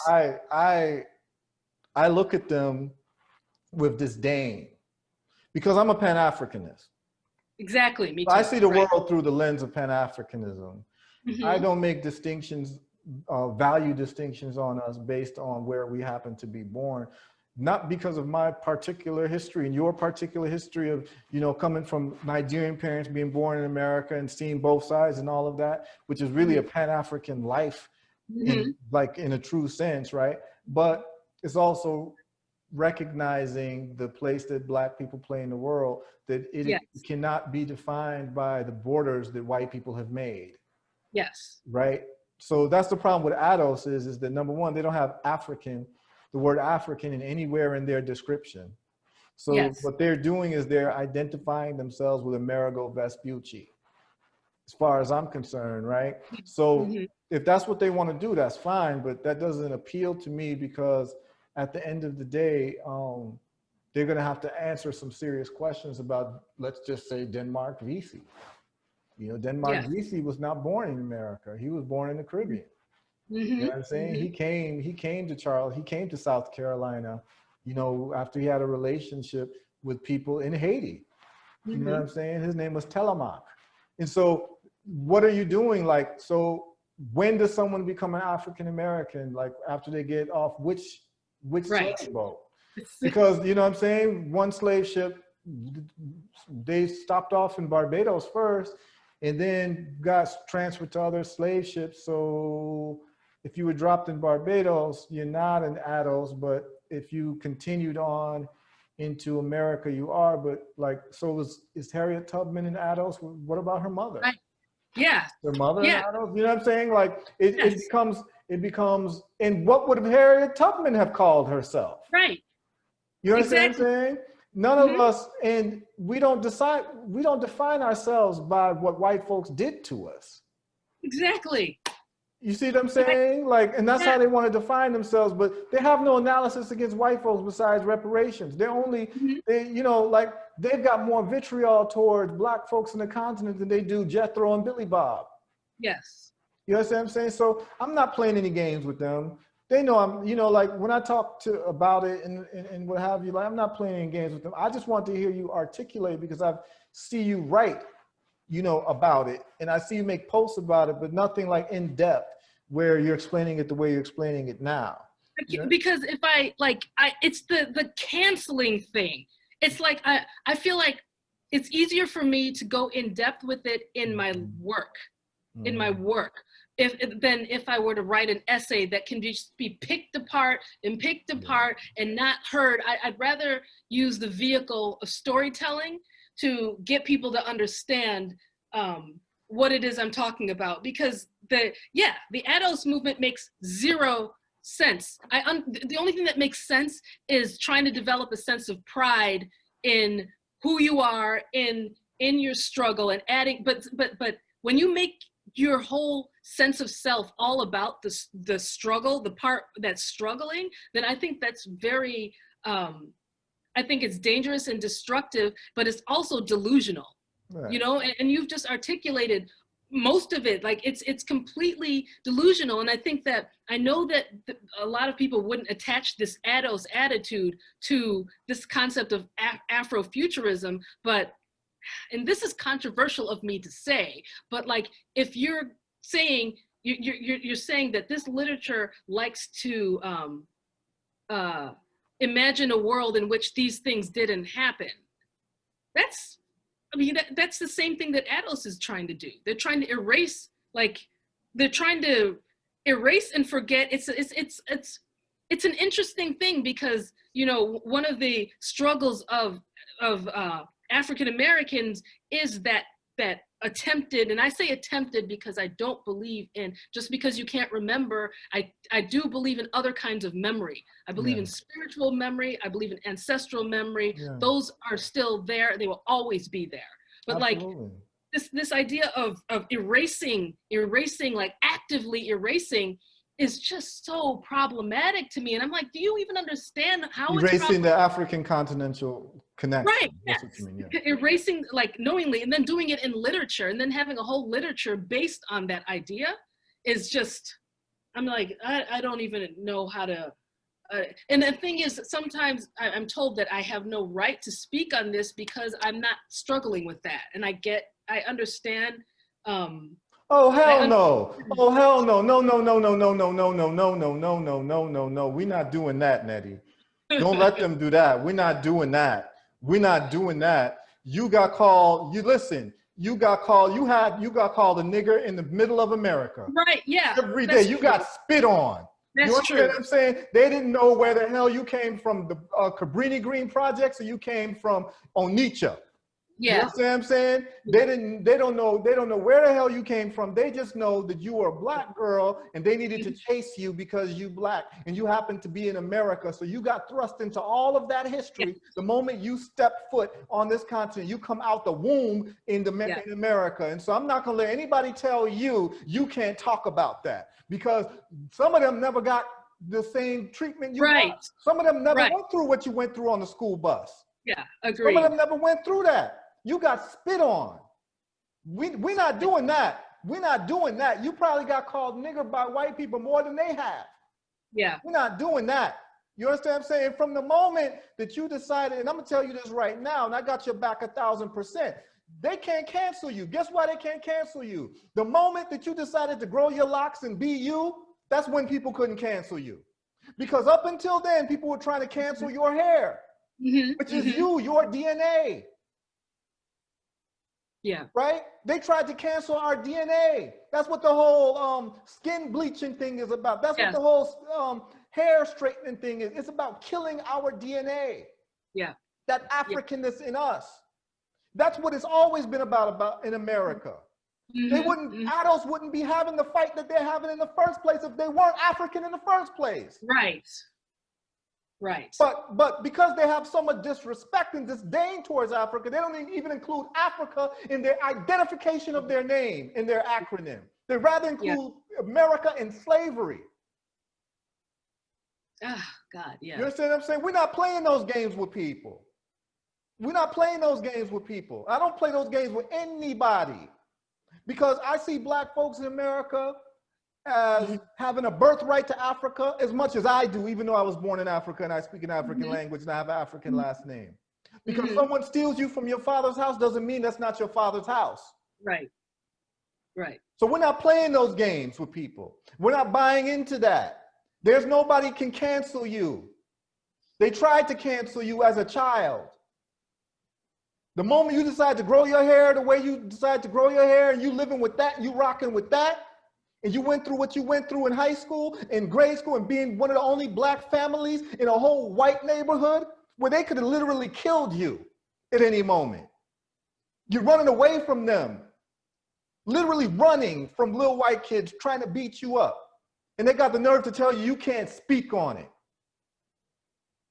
You see, I don't play those games with people. Those things we don't do. I just let them know, listen, I'm a Pan-Africanist. Full stop. So I see the world through Pan-Africanist eyes. Anything else is what I call null set. Everything else, or as they say in the Nation of Gods and Earth, that's emphatically non-cipher. That's zero. That doesn't, because all it does is it is what you call black national chauvinism on nations we didn't even create. That's why I don't play this whole Ghana versus Nigeria thing. I don't do that. I don't do this America black tour, versus Caribbean black type of thing, because we didn't, these little hoods that we're representing, we didn't even create. We didn't create the hood of America. Right. Right? All of a sudden now you adults, and now you got more brotherhood with a black person in Alaska, because of the fact that white people decided to take Alaska. So you got more brotherhood and sisterhood towards a black person in Alaska, which is close to the North Pole, than a black person in Ghana because of your white American slave master didn't colonize Ghana. So if they would have colonized Ghana and took Ghana as the 51st state, now the Ghanaians would be your brother because of what a white man did? Right. We don't play those games. So I'm just telling you, don't back down from these people. I didn't even know I read your comments and I would laugh because I would see how it would trigger you, the whole Afrofuturism thing. So I didn't know the depth of it all. I didn't know where, this was my opinion. My opinion was that you coined your own term. Yeah. So you wanted to be called by the term that you coined, not by what someone else outside of you coined. And I thought that was the politics. Don't call me something I didn't coin. Yeah. But I saw your argument more as I created something and I coined it. Call me that thing. This is like me. It's like Muhammad Ali saying, "Don't call me Cassius Clay anymore." I named myself. So I thought that's where you were coming from. So I didn't understand that you were having this thing going on with Atos and Afrofuturism. And I thought your analysis also was, we're not naming ourselves after our hair. Yeah. We're going to locate a continent. So I'm gonna call it African futurism. I'm not naming it's all that. After a hairstyle. It's all that too. It's just there's also that this underlying layer as well, because African futurism is Pan-Africanist. That's what it is. It's like I just took Afrofuturism wanted to center our future, Black futures in the United States. African futurism wants to center it amongst Black people. Like it's Black. And when I say Black, I mean globally. It's uniting all of us, and that is where it's coming out of. It's non-parochial. It's non-parochial.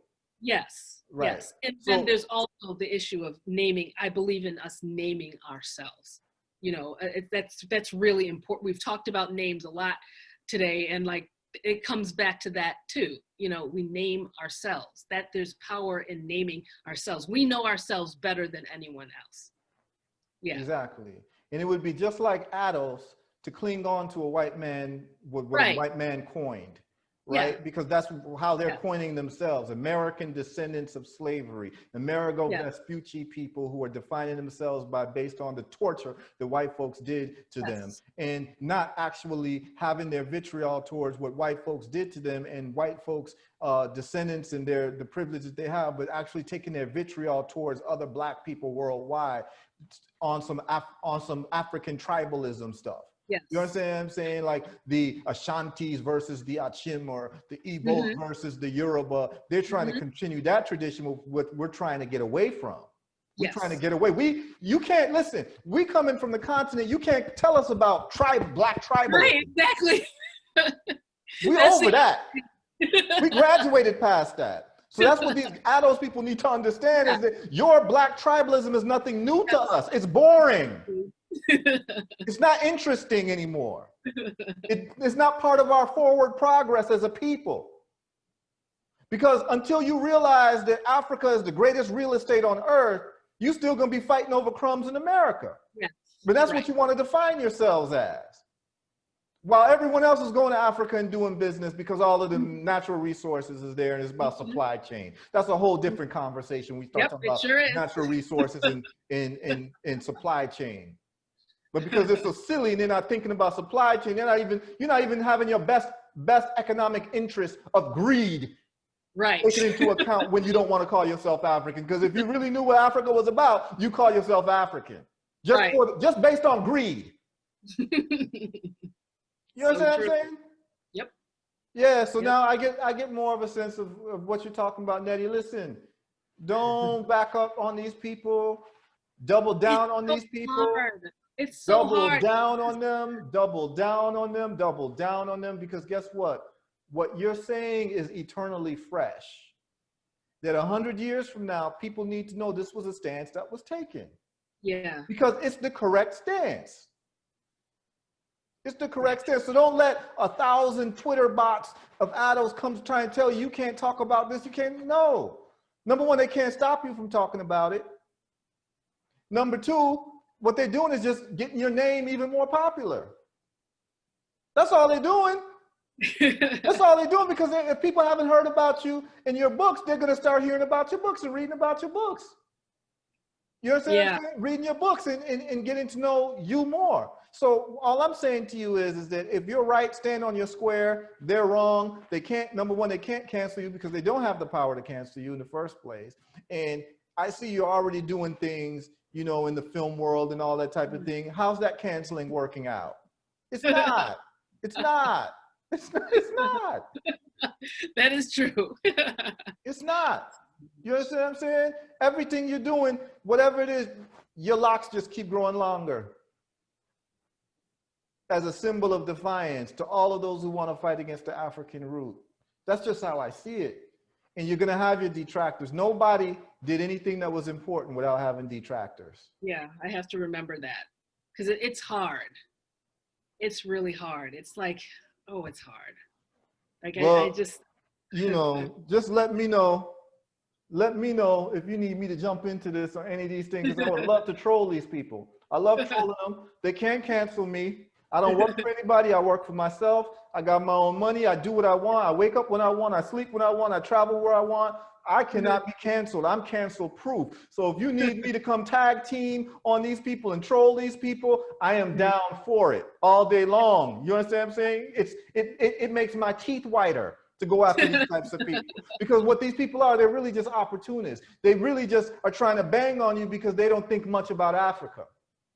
You see, but these people are what you call fair weather friends. That once they see that Africa has the economy of Japan, all of a sudden they're African. Yeah, they're coming. Yeah. Oh yeah. Yeah. Yeah. You understand what I'm saying? So I'm not, you know, so nah, don't, I'm glad I had this conversation with you today. Yeah, me too. Do not feel any way about these people. They don't even have the common sense to be Pan-Africanists. Like, once you black and you are over 25, 30 and you're not a Pan-Africanist, it's hard for me to take you seriously, because it just means you just don't have the common sense to see what's going on. You still going, you might as well be Crips and Bloods. Yeah, right. You understand what I'm saying? You might as well be wearing your blue and your red bandana. If that's what you're gonna do, you know, we're gonna do black gangs now. That's what we're doing over neighborhoods that we don't even collect taxes in. Please, don't take them seriously. As we say in Africa, don't mind them.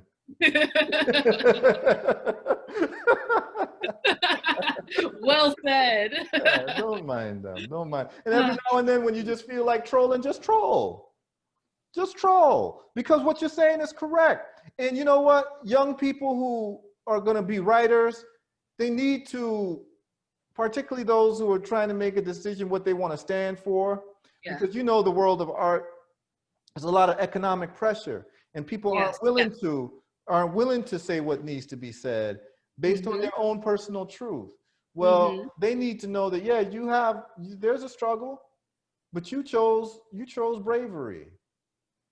You chose bravery, and you decided that you were going to do this on a real level, because your books are forever. Your name is going to be forever. Like, once you write a book and it's published and it's there, it's forever. Yeah, it's a lot. You see, that's why also I started doing the podcast, because as I've said before in the other podcasts, this is really kind of the first time in history where our great grandchildren can actually see us. Yeah. And hear what we had to say, what we were thinking, how we talk to people, how we laugh. Wouldn't you love to see your great-grandmother 1,000 years ago in Nigeria on video and hear her talking and hear her laughing and hear her arguing with somebody, and what that was like? What if we could have had video of our ancestors building the pyramids, and we could actually see it and document it? So I don't know what your time is like, but I tell people, certain people who come on this podcast, I think you'd be doing the world a great service if you had a podcast.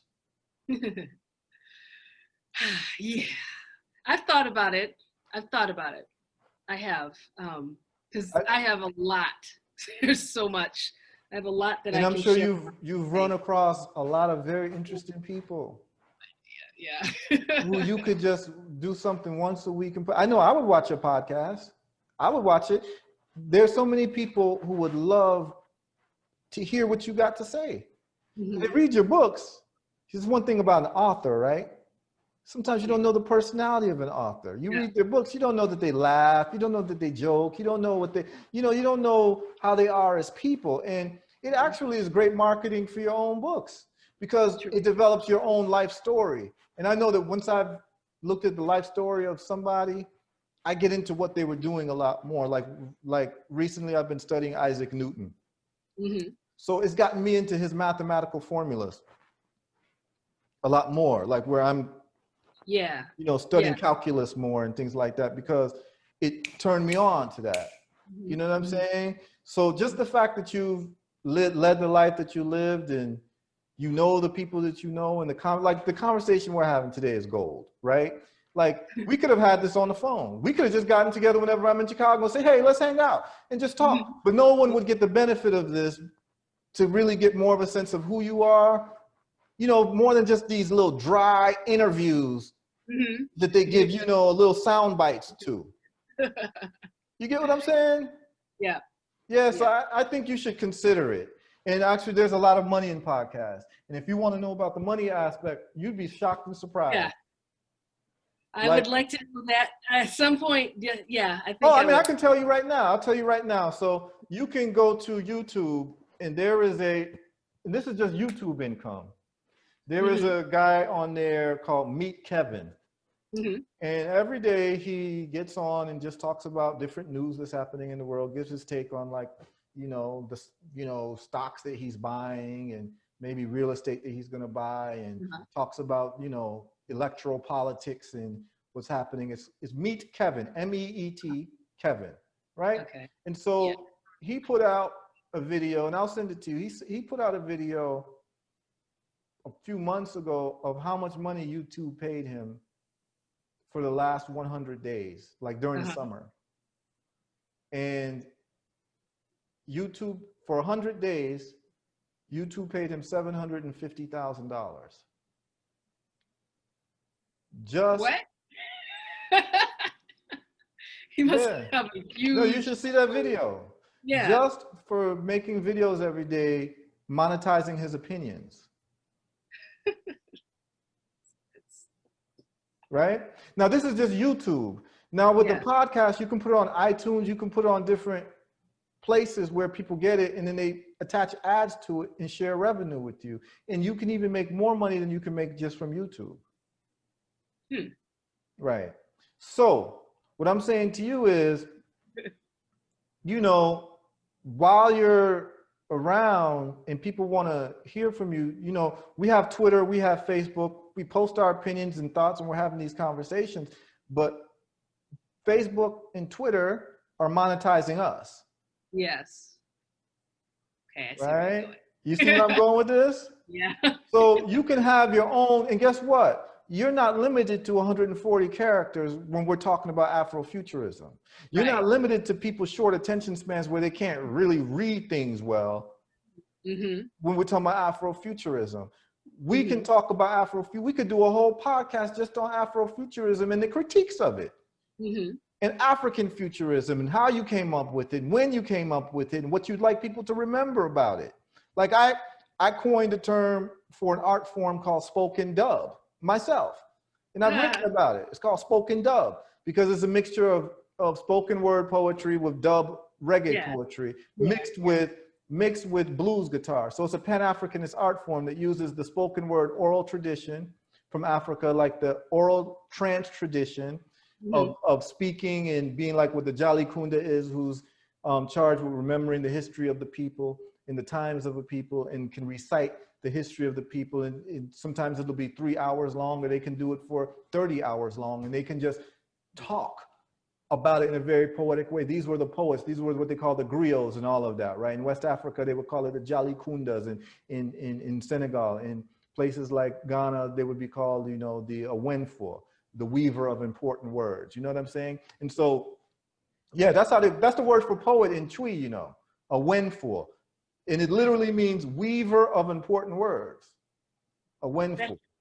Yeah. Like So yeah. So what happens now is that you have that spoken word oral tradition from Africa. You have the roots reggae tradition, and you have the blues guitar tradition that I put them together and called it spoken dub.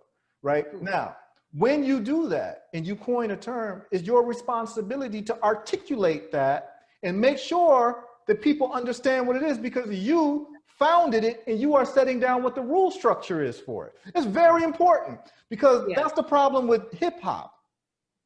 That's the problem with many art forms that Black people have, is that the founders of it is not clear what their intention and what their rules were as to what makes this that and not that. Yeah, that's true. Okay. Because you take jazz was a pejorative term. It was actually not seen as music. So white people say, listen to that jazz. It was a bad name. And this is just a name that we started using, just like Afrofuturism was a name that they coined for us.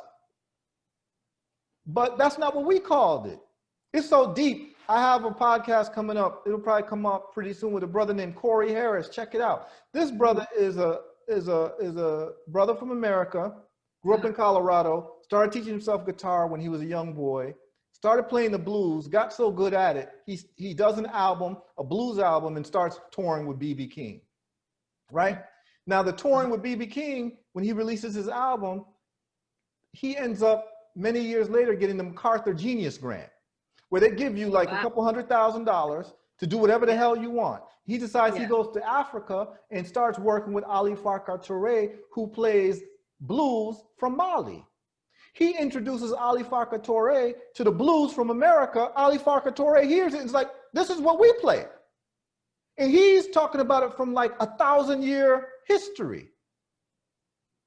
And he's able to piece it together and listen to it, because there's a thing called the blue note, which is in the scale of the music, which is the flat on the 7th note. Which is an African note. And Ali Farka Touré is able to connect the pieces, and he's shocked that this is the music. The musical progressions and everything is coming straight from his country.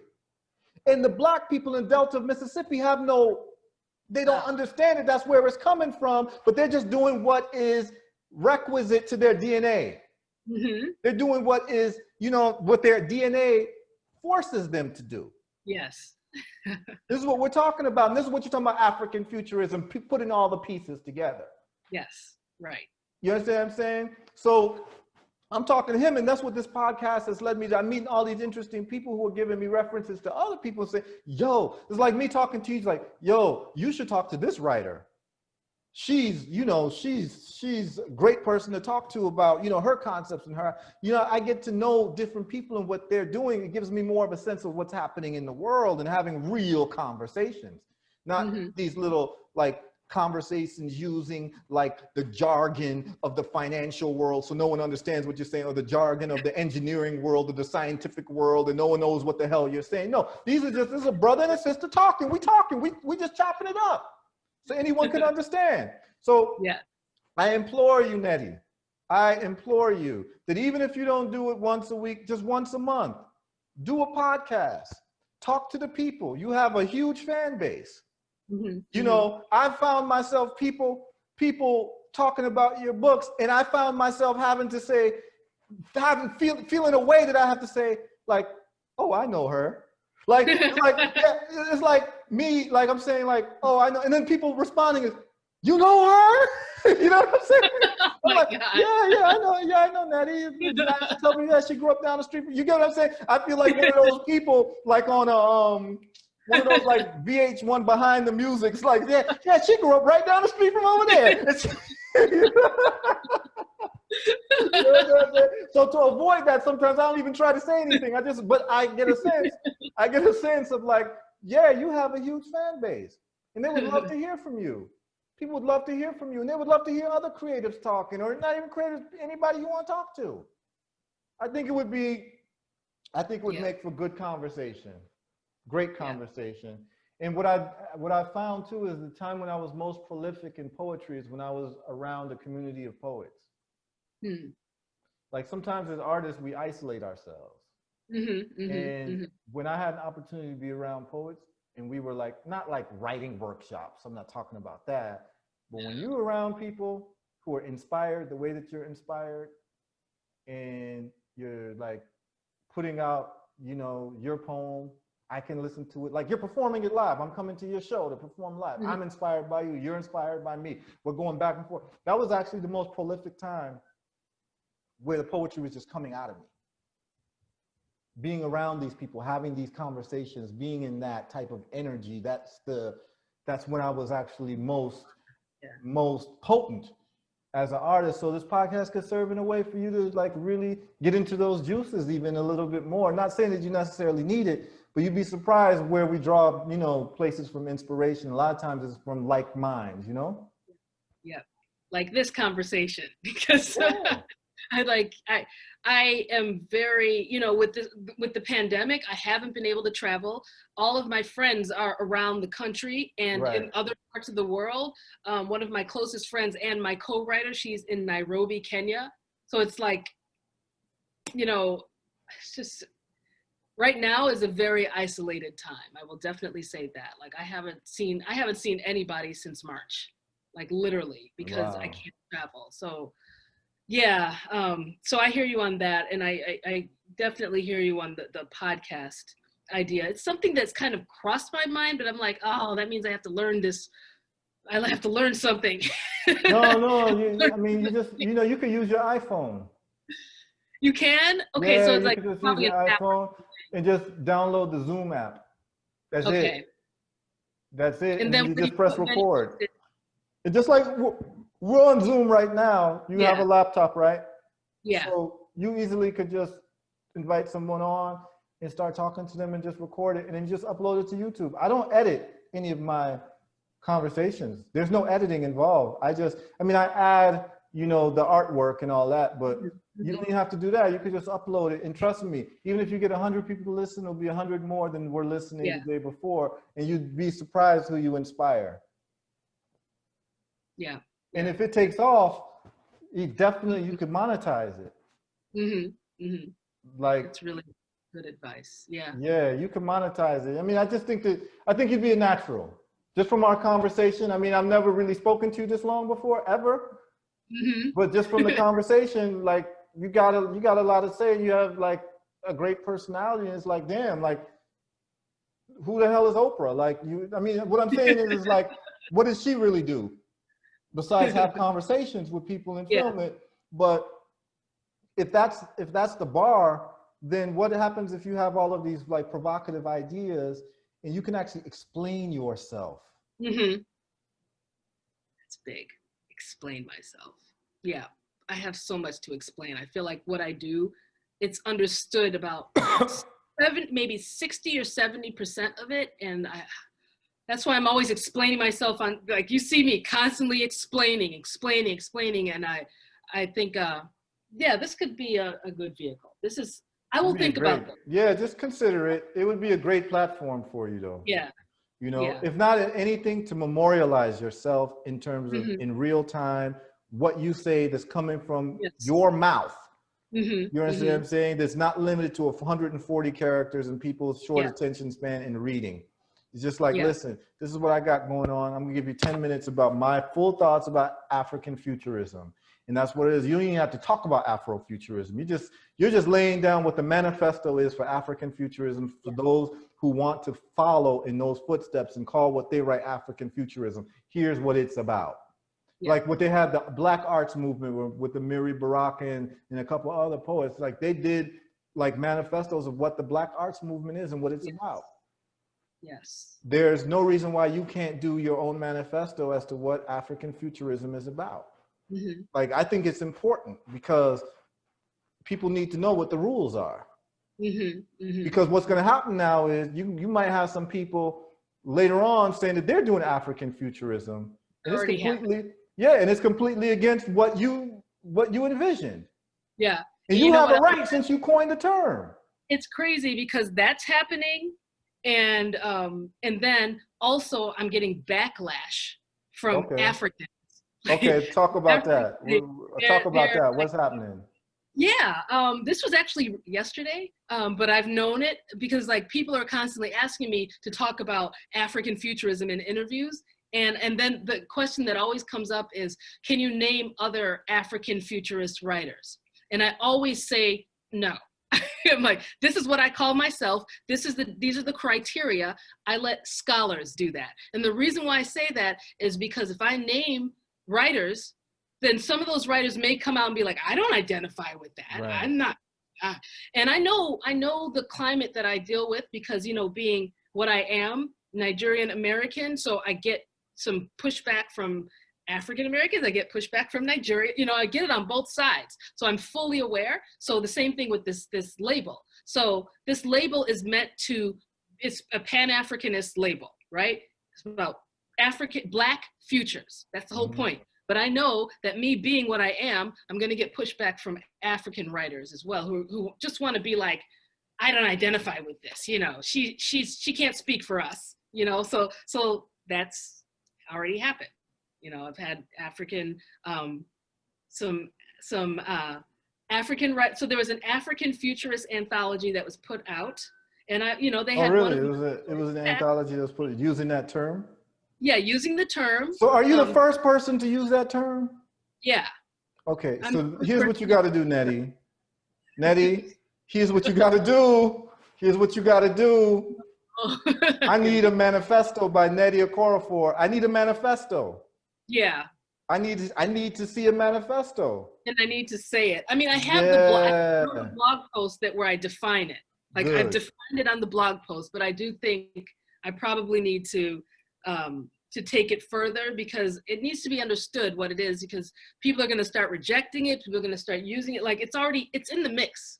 It's already in the mix. So, yeah, I probably do need to add my voice more. It's just that. Yeah, and it's you know what? It's good to be provocative. The people we enjoyed the most when we read history are the provocative people. That is true. Nina Simone was provocative. Yeah. You know what I'm saying? Sometimes it's good to pick a fight. Sometimes it's good to pick a fight, especially if you know you're going to win. You understand what I'm saying? And maybe you're not clear of whether you're going to win or not. But as far as I'm concerned, you already won. Yeah. If you really think about it, like you've had a great life. You've had a great journey. You never had successes. But you said you never wanted to be a professional writer per se. You just did it because that's just what it was. That's what made you feel good. And then it just happened to be that you were able to monetize. It's like someone who they just love running, and then they found out that someone decided to time them one day, and it's like, damn, that's actually the world record. Like, I can make money doing this. You get what I'm saying? Yes, well said. Yeah, so it's like, really and truly, like, I think sometimes, you know what I'm saying? Like, tap into that little mischief side in you and make some mischief. Okay. Make some mischief. A part of me loves the mischief. A part of me just like wants to shrink back and be like, oh, I don't want to be canceled. I don't want everyone getting upset. But yeah, I do like good mischief. You're right. But and that's the thing is, like, when you talk about the story of your life, it's been that when you talk about your hair, I think your hair story says it all. I think it's almost like a metaphor for your life. It's like, this is what it was naturally. It tormented everyone around you. And the fact that everyone around you was tormented by you began to torment you and annoy you. So you complied, but it just didn't work out. Yeah. And then you found what works for you and exclusively you, and the world has to conform to that. That is what heroes and sheroes are made out of. They make the world conform to them, right? And I'm glad we're having this conversation because people can understand that becoming a hero or a shero is not just that cut and dry of a process. There's a lot of tentativeness that goes along with it until someone decides to stick out their neck and jump in the water. But at the same time, we have to understand that, like, see, the reason why I've set up my life so that I can't be canceled, because I know who I am. I've always said provocative things. And the other side of it too is that all the people who I've respected and studied were provocative people. Remember Sheikh Anta Diop, he did something provocative to say the ancient Egyptians were Black. They put him in an insane asylum. He was willing to take that risk. So if he wasn't willing to take that risk, where would I be today? So that lets me know I have to go ahead and take some of those risks. You have to take those risks because the generations are coming and someone's going to, because what's going to happen, as we know, if you don't put your foot into this thing,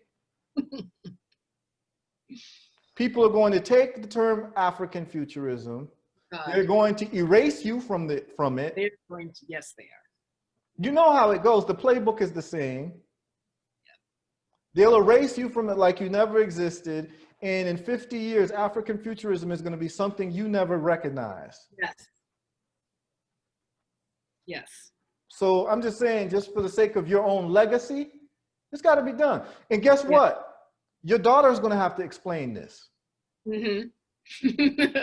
No, I mean, it's true. I know, she knows. It's true. All great people, their children have to explain even further the ideology of their parents because that's what people ask them about. Yeah. So it needs to be clear. It just needs to be clear, and you need to let people know this is what African futurism is. I coined it. Part of having power as a woman of African descent is to be able to define your own phenomena. I defined this, I coined it, and I'm letting you know what the parameters are. And those people who step outside of the parameters, go get your own label, go get your own name. That's strong, yeah. Yeah, don't come to my house and don't flush the toilet. You understand what I'm saying? This is my house. You set up the house. You can't let people come into your house and do whatever they want in your house. But that's what we've been letting people do. When it comes to this, to the artistic genius of our people, we've been letting people get away with mischaracterizing it, misphrasing it, and then anything goes. It's like right now, right? I have a huge problem with what they're calling Afrobeat. Oh, yeah. That's not Afrobeat that fella came up with. That's not Afrobeat. Call it something else. Yeah. Just call it something else. That's all I'm saying. That's all. Because when you start collapsing these terms with different behaviors and different mores, you end up erasing the profundity of the creation and the history behind the creation and the person who created it. It's a way of erasing people. Totally true. So true. I'm trying to hype you up, but I'm not trying to hype you up. It's working, and I needed to hear this because I was just getting to the point where I'm like, I'm tired and I can't, like, I'm getting all this resistance and it doesn't feel good. You know, it doesn't feel good. For those of us who just, I don't like angering people. I don't like people being offended, but like the offense is wrong. And I did need this. Right, you don't like angering people. You don't like offending people. So the question is, what you gonna do, relax your hair? Right, exactly. No. Right. Right, yeah. You're gonna be who you are. And you're gonna grow locks that go down to your feet. Yeah. You understand what I'm saying? So just keep that tradition alive. That's all I'm saying. That's really what I'm saying. So if you were sitting here talking to me wearing a perm, I would understand you retreating and just being like, you don't want to offend people because that fits the poetry and the metaphor of your being in your life. But you retreating doesn't fit that based on your story and what you've said. Now, these people talking about you're African American, why you're using African futurism. You weren't born in Africa. You don't speak fluent African language and all that. But what they need to understand is that this is a Pan-African term, and being Pan-African means having more than one African experience or having more than one African identity. It's not African continentalism we're talking about. You're talking about global African experience. So therefore, you actually are more qualified than them who've been stuck in, you know, their little state all their lives. You know what I'm saying? How are you going to tell someone about global Africanness and you've been in Anambra State all your life? Yes. Oh, thank you. You understand? You never left Port Harcourt and you want to tell people what being global African is about.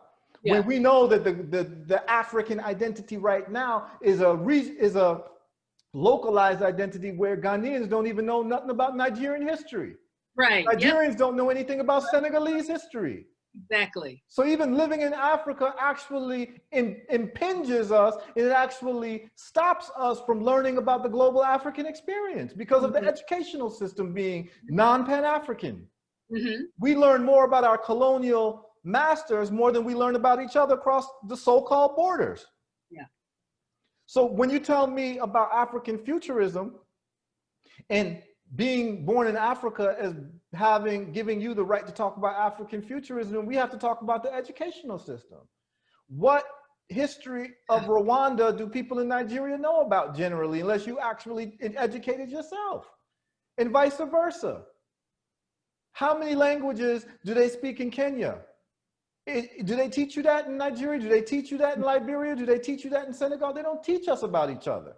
So just being born on a continent does not make you the best representative to speak about the African experience, let alone the continental African experience. Now we start talking about the global thing, you might have had to have a few stamps on your passport. You get what I'm saying? No, I'm just keeping it funky. I'm just keeping it funky. Yeah, yeah, yes, yes. You understand what I'm saying? Because I've lived in America, I've lived in the Caribbean, I've lived in Africa. So for me, I have a real good Pan-Africanist experience in my life because I've lived in these different places with different types of Black people where I can actually start putting together the pieces and the commonalities of our people. But if I just grew up and I stayed in Accra all my life, even though, yes, I'm in Africa, but am I really having a full African experience? No. I'm having a ethnic African experience based on my ethnic group. But I'm not having, in other words, I'm having an Igbo experience. I'm having a Yoruba experience. I'm having an Akan experience. But when we talk about Africa, Africa is more than just a continent. Yeah. Yeah. Yes. Right.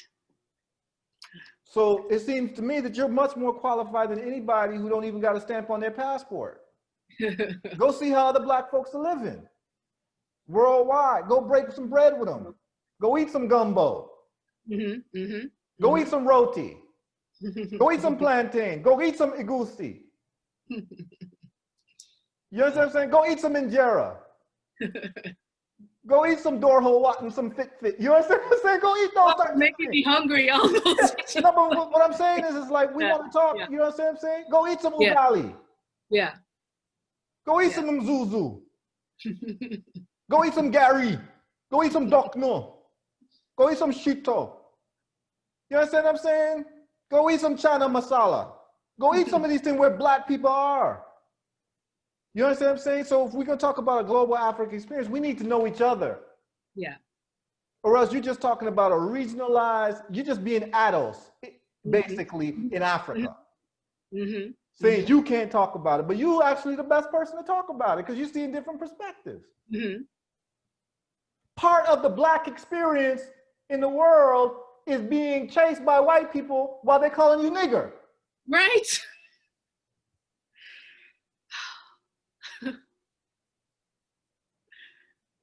You didn't have that experience if you grew up in Lagos. Lagos, exactly. And been in Lagos all your life. You didn't have that experience, so you can't speak to that experience. But that's part of a global Black experience. Yes. And it's a valid Black experience. It's very valid. You understand what I'm saying? So I just think that you're just taking these people more seriously than they need to be taken. And I think that there needs to be a debate. There needs to be a challenge to it. And I think that you've prepared all your life for it. And I think it's worth it because you're bringing up a very serious art form that requires this type of rigor, this type of intellectual rigor to let people know on all sides of the issue that when you talk about African futurism, this is what you're talking about. And the only people who have problems with it are people who don't embrace the global African experience. Yes, basically, yeah. Yeah. Yes. So it's just very simple. Either you embrace the global African experience or you don't. And if you do, we're dealing with African futurism. If you don't, you're dealing with something else. And you just need to be clear on that. Yeah. I'm down with that.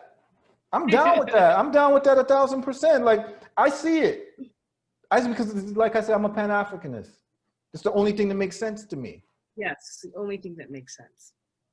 And so that's your contribution in the literary world to Pan-Africanism. Someone had to make it. You understand what I'm saying? I'm sure the Aikwe Armas and these types of people, I'm sure that they are completely down with that. Because these are Pan-Africanists. And why is it that the best of us in history are always Pan-Africanists? Nobody studies any other Black people in history who aren't Pan-Africanists. Nobody's making like holidays, days after these types of people. Even Martin Luther King became a Pan-Africanist. Because it makes sense. Yeah. Marcus Garvey, Kwame Nkrumah, all the great people of the African continent were Pan-Africanists. All the great people who were of the Caribbean were Pan-Africanists. Caribbean, yep. So it seems to me we're in good company. True.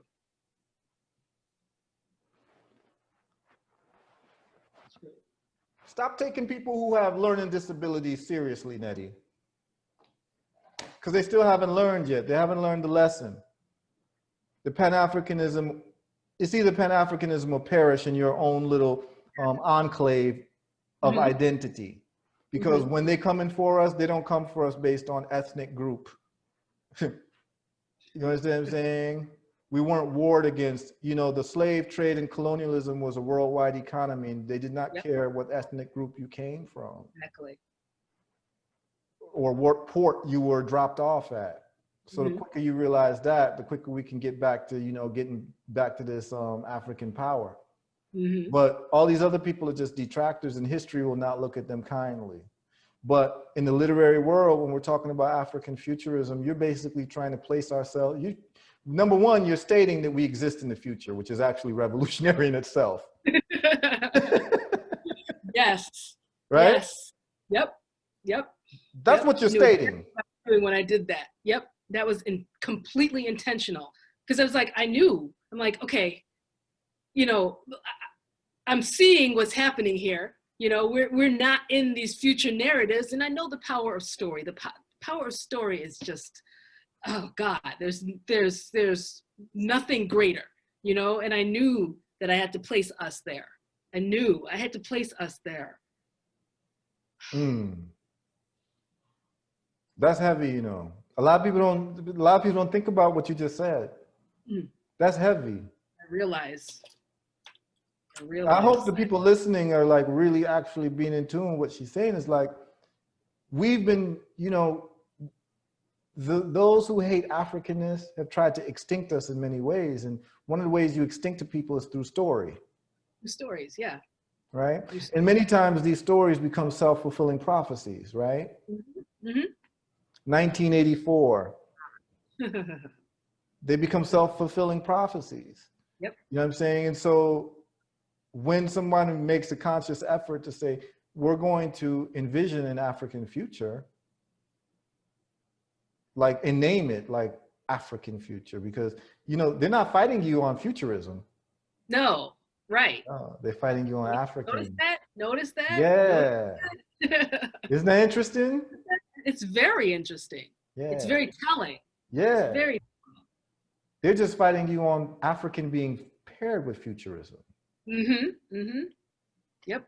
And when I try to, I say one word, I'm always screaming, one word, don't make it two words, one word, because when you put them together, it becomes a thing.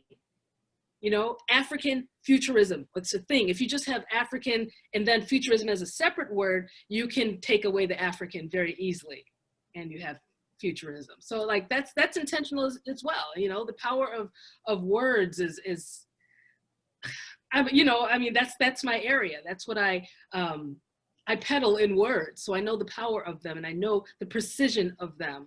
And so it's funny how difficult I've had to fight people tooth and nail just to not have that space between the words and have it be one word.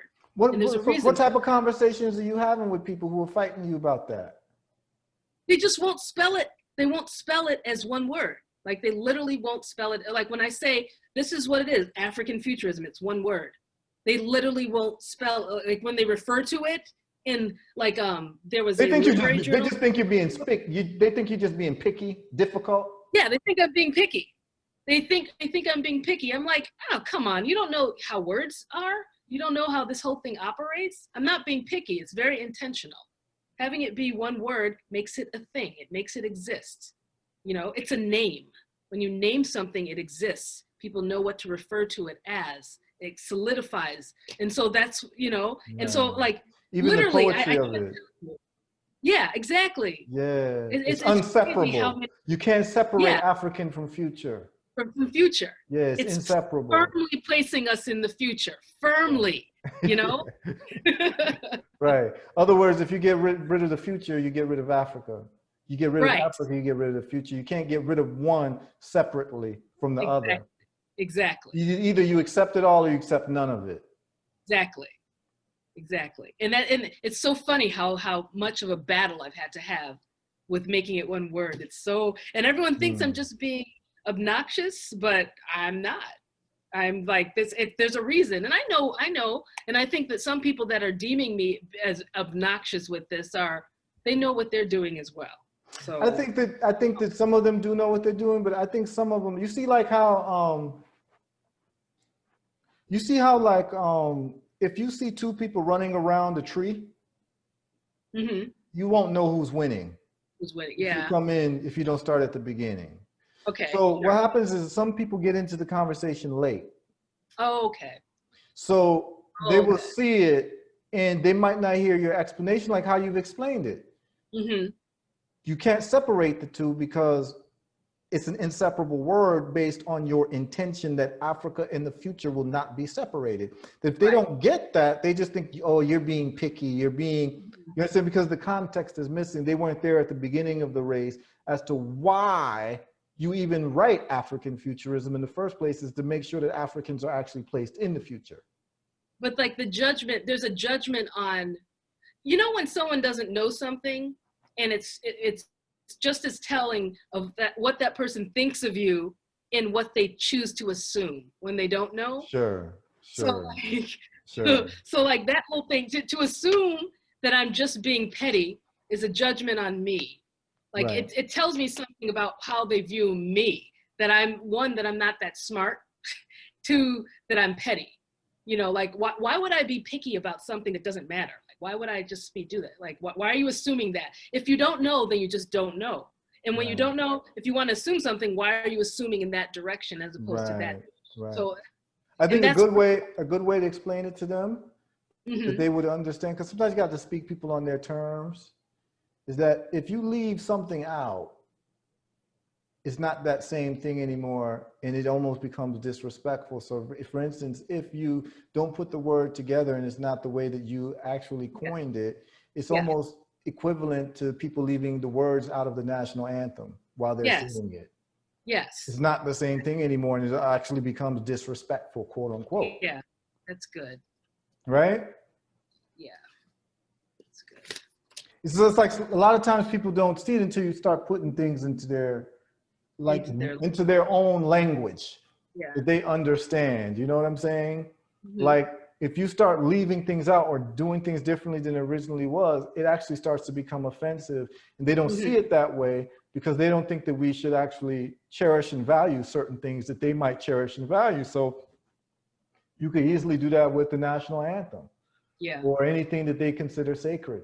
You know, leave some words out of it. You know, say instead of July the 4th, say July the 8th. Yeah. That's a very good way to put it. Like, because you don't mess with those things. You don't like. It's precise. It's precise to them. Precise. Yeah. So, you know, we also are dealing with precision. And so I think that's good. And I think that, you know, I wasn't aware of some of these fights that you were having. I would, you know, see your explanations and your back and forth with people on Facebook.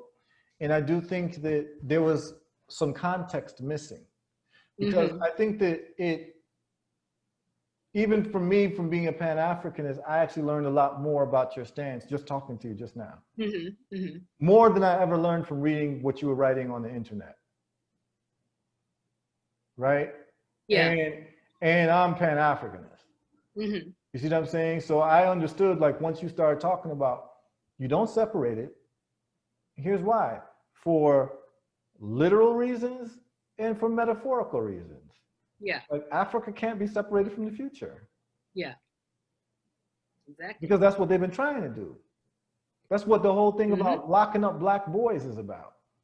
That's what the whole thing about making black women think that they shouldn't be black and women and be their natural selves is about separating Africa from the future. What does the future look like if every black woman has a perm? Yeah. Yeah. What does it look like if every black man is in jail? What does the future look like for what it is to be black, what it is to be African if we don't even like our own DNA? Yeah. What does it do for our relationships with each other and our relationships with the children that come out of our loins? How do we feel about them when they reflect and look like something we don't like? So that's what African futurism has been. That's why you have to put the word together. Now, you see, if I didn't speak to you today, my perspective was Afrofuturism was frowned upon because we're more than our Afro. Like, let's say the word African and get comfortable with it. That's where I was going with it. And then also the fact that you coined it, so you have a right to say what it is that you're talking about. But the whole thing about it being together as one word, that was real profound. Like, that hit me hard when you said, like, when you explained it, I was like, damn, I get it. That's why we need a manifesto. Yeah. Yeah, we need a manifesto where you cover all the points. It's so much though. It's like, I created this word, and then, mind you, I'm doing all this other stuff, and that's what's hard too. I'm doing all of these other projects, and it's hard. It's like, it's a lot of time, it's a lot of energy, and I just feel like I'm constantly explaining myself over and over and over again to people, and different people each time, and I just need a platform where people can get it once and for all. That's what I need. And I think, like, the podcast is a really good. Yeah, I do because idea. whenever people are confused, you can just give them the link to the podcast, and you just you break down African futurism. And I think if you want, you could start your own podcast. If you want me to come on, I'll come on, and you can bring other writers on, and we can just like actually get into some of these things. You know what I'm saying? I could just ask questions.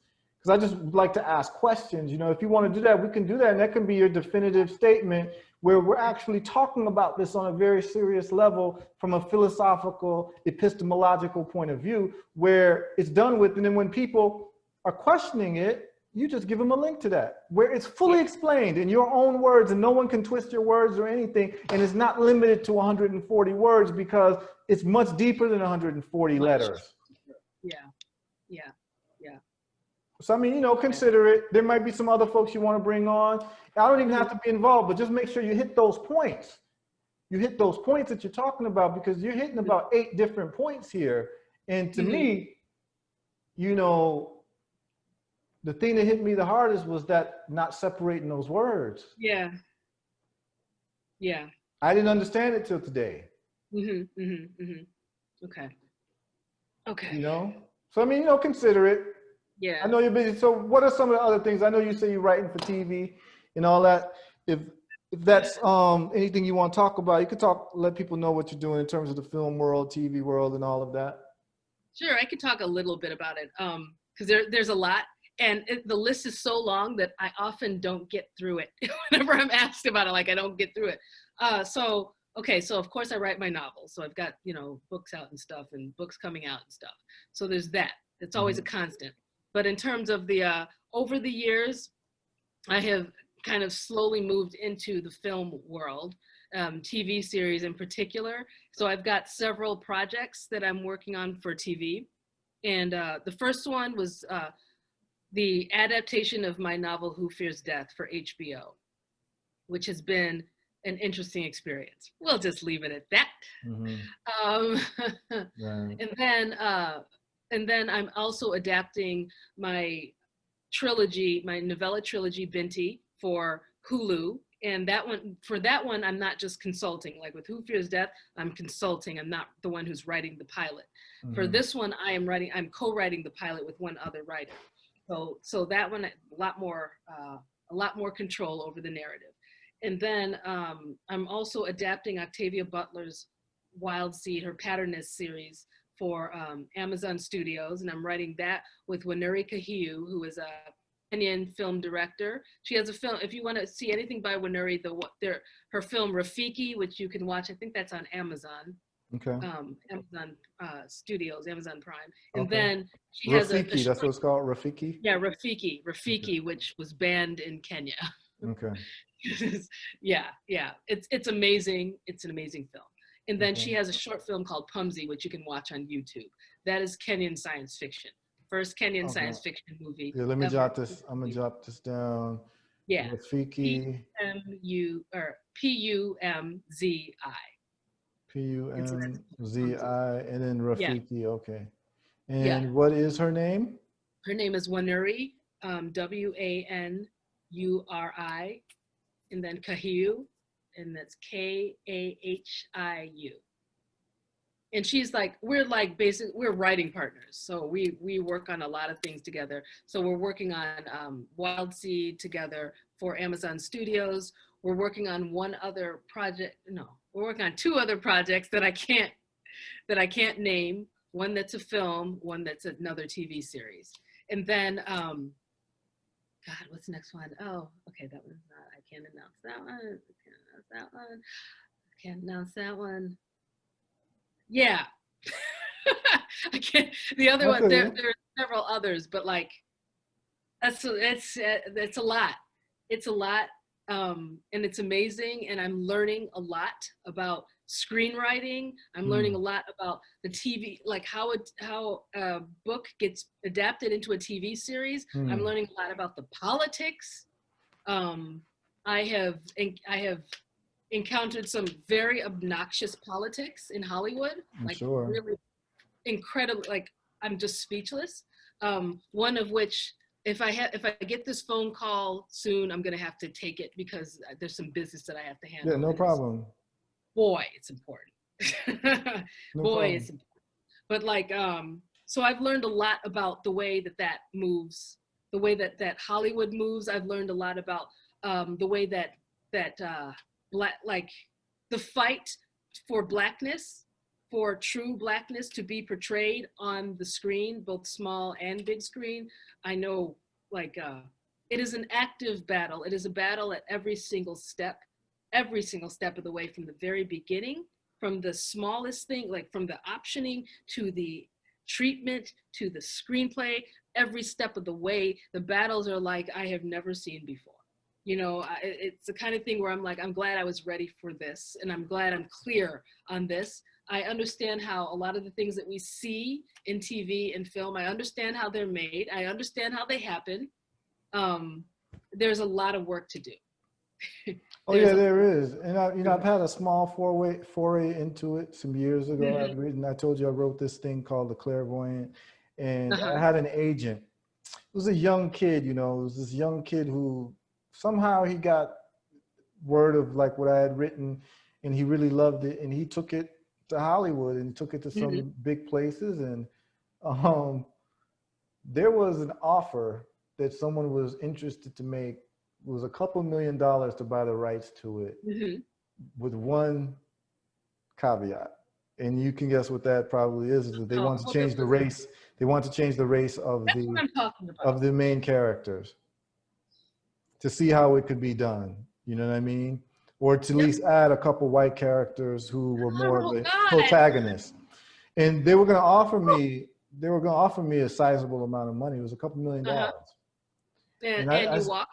I walked. I said no. And the kid was very mad at me. He was very, very mad at me.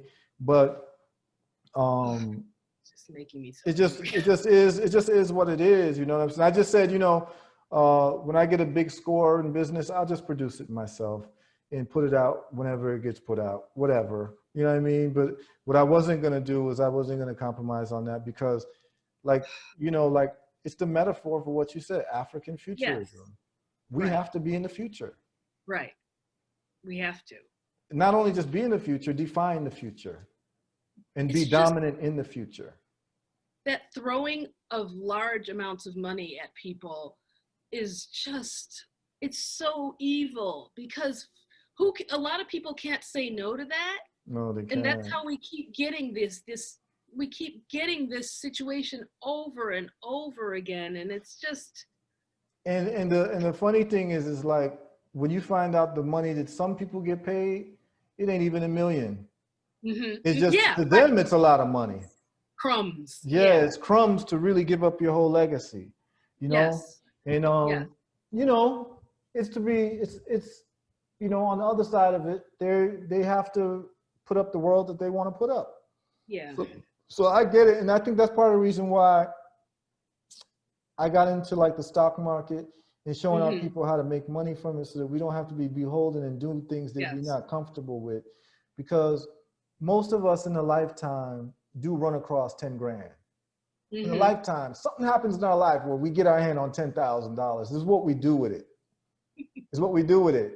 We could have put it into, you know, some stocks and what have you, and sat on that and turned that 10 into 500,000. You know what I'm saying? It's just that our educational system has failed us and has not taught us how to thrive in the societies that we live in.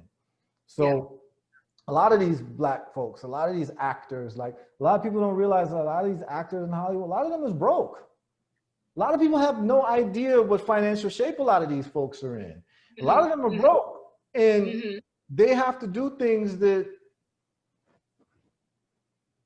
they got fame, but they haven't been able to leverage it properly. I mean, I see it. When the whole Hollywood thing shut down because of COVID, I saw what was happening. I saw a lot of these celebrities start to do YouTube channels for the first time, where they tried to leverage themselves. Yeah, that is true. They've tried to leverage themselves, and then some of them who are smart, they've understood that their name is actually money. So like, you take a person like Kevin Hart, he developed his social media following where he has, like, you know, many million followers on Twitter and Instagram. So what he did was, like, in all his contracts, when he does movies, he gets paid twice. He gets paid as an actor in the movie, and he gets paid part of the marketing budget, because he's able to tweet and to put out the information to like 20 million people in one post. So he's like, you got to pay me a couple $1 million more, because you got a marketing budget. I'll advertise the movie for you through my own network. So some of them have realized how to leverage fame, you know what I'm saying? But most of them, all they got is fame. All they got is fame, and they have very little to show for it, because no one ever taught them how to invest money. No one ever taught them, you know, what to do to actually flip their money. They're just getting money based on getting gigs. Many musicians are like that. They're suffering right now. They can't tour. So a lot of them right now are trying to figure out, how the hell do I make money, even though they made $30 million in the last 10 years. They're broke because they spent it all on depreciating, you know, items. So, you know, the desperation that we find ourselves in is many times, it's designed and self-inflicted. You know, because the cultures in the educational system that we come from does not equip us to thrive.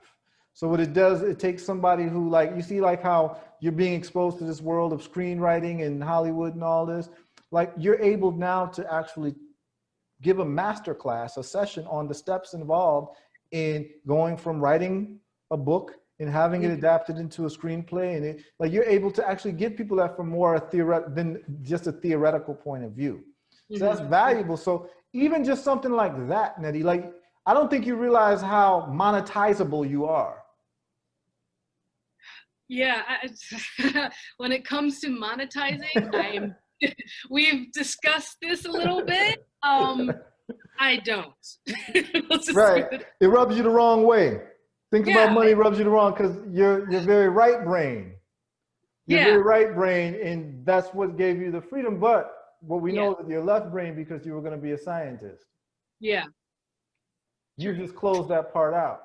Closed it out. It just irritates you. But just trust me on this.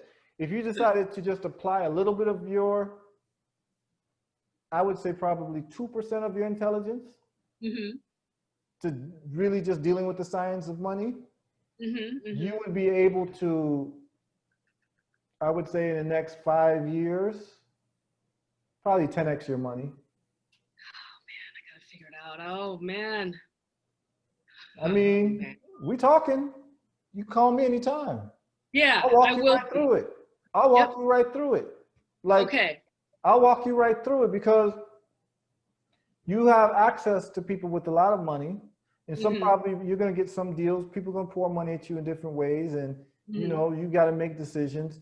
But it's about how do you leverage your experience, yourself, and the money you might already have into more power, more strength, more independence, and more ability to define your own phenomena. Yeah. Because at the end of the day, we're not trying to get hired by nobody. Right. You get what I mean? Like now that you've learned the inside outs of all this, I know that you're cool with the homie with Game of Thrones and all that. And you know, he's a mentor because you posted it. Like, you know, there should be a time where there should be Nnedi Studios. Like, let's just keep it real. Like, that's that Nollywood in you. Yeah. Like, there's no reason why there shouldn't be Nnedi Studios because you're about the story. Yeah. All you need, now you got the experience, all you need is the financing. That's all you need because the problem. How do you do it? How do you even do it? Like how do you do that? Like how do people do that? What, finance it? Tyler Perry did it. Tyler Perry did it. But listen, like, all right, so like right now, right? You know they're giving out money, you know. Did you know that? No. You know Who's giving out money? Yeah, you know the government's giving out money because of COVID for businesses who need capital during the time. They're giving out money. They're giving like low interest loans that like basically have like very little recourse, like at like 2-3%, where like you could get 4 people together, 5 people together and get $1 million loan at 4%, put together something like very, like the way cameras are now, I mean, people shoot movies on iPhones. If you have some creative people, you could put together a nice movie. Get distribution for it. You've got relationships with Netflix. You see, like someone got an idea for Netflix, they literally can go through you now. And what I mean, but I'm not saying that you got carte blanche there. I'm not saying you got carte blanche. What I'm saying is if someone came with an idea that was a great idea and they were a writer, they could come to you and say, hey, Nnedi, I got this. I know you can't promise me nothing, but you might be able to take this to the right people. And you might be able to figure out some financing for it. You understand what I'm saying? And get it done because you know you're coming across all the technical people in terms of the cinematography and all that to make a film happen, to get a story told. Because at the end of the day, I don't know, you can say this for yourself. I'm not sure if you're partial about the medium. I think to you, the paramount thing is getting the story told. Yeah. Right? You might be more comfortable in the novel space, but I think for you, what really gets you going is probably the story, getting the story out and however that story can get out. Right? And so if we're able now to envision yourself as saying to yourself, Hollywood, the film industry is actually suffering from quality stories, which they are. Yes. True. They're suffering from original ideas. And if you can provide that, you're actually solving a huge problem because there's no end of stories. I'm sure you've got people around you in your writer's world who have no end to stories. In terms of great stories that would captivate. I mean, the Black Panther story caught people's minds and all that, but it wasn't that great of a story. You get what I'm saying? It wasn't that great of as far as stories go. It wasn't that great of a story. There's greater stories that can be told, even with a Black Panther character. You understand what I'm saying? Because when we do things and we fund it ourselves, the reason why they're able to do whatever they want to do is because they fund it. We can fund our own things. We could do it through crowdfunding. Now they've allowed crowdfunding where you can actually do a trailer. Like you could actually finance, like now you see, you have legitimacy in that world of storytelling. You have it. You've worked hard for it and you have it. What happens if Nnedi Okorafor puts out a trailer that you fund yourself with a team of people and say, we want to film this movie, but here's a 2-minute trailer. If you're excited, donate $100.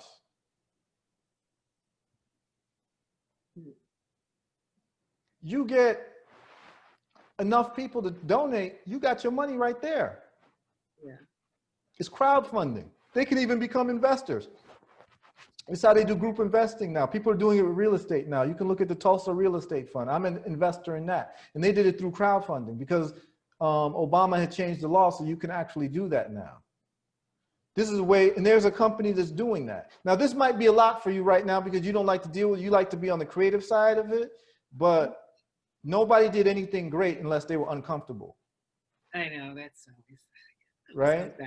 Yes. Right. And what we know is what we know for a fact is that you're a multi-genius. And I'm not saying it to blow smoke up your ass. What I'm saying is that you're multi-genius in the sense that you were, when you wanted to do it, you were a top level athlete. When you wanted to do it. When you wanted to do it, I'm sure you were great in science when it came to studying ants and all that stuff. I'm sure you were great at it because you wanted to do it. When you decided you want to be a writer, you became great at it, one of the best in the world, because you wanted to do it. Right? So don't ever think that this little money world is more complicated than those other worlds that you were in, because it's not. It's actually the easier world. When you start talking to people who deal with money, you start finding out that they're not very intelligent, a lot of them. They were just giving opportunities that you weren't given. Mm-hmm. I've had an opportunity to have dinner, lunch, breakfast with billionaires and broke mm-hmm. people. And there's no real difference in intelligence between any of them. It's just difference in opportunities and life experiences that they were given. So I'm just telling you that if you decide, because me, I was an artist for 10 years. I was a professional artist. All I did was make money from my poetry. I spoke at universities. I performed around the world. That's my only source of income until I got malaria in Nigeria, actually. And it sat me down and I started having dreams, and I had these dreams. So when you get malaria, you get very vivid dreams. Yeah. And so I heard a voice in my head that said, there are no magic words that's going to get us out of our situation. And that messed me up, yo. Yeah. As a poet, because I thought my poetry was going to help wake people up and all that. Mm-hmm. It was a very specific Pan-Africanist poetry. You understand what I'm saying? So I was like, I'm going to play a role in the liberation of our people, until I had that malaria in the dream that said, no words is going to get us out of our situation. And it became clear to me I couldn't dedicate my life to just being a poet, that I had to become an entrepreneur, because it's business people who make the world go round. Wow. See, that's part of my story. And so what I'm saying to you is that you are at a crossroads in your life, and you are not thrust in front of these people who are making stories happen for no reason. There's a reason why you're there. You're not there to just be hired.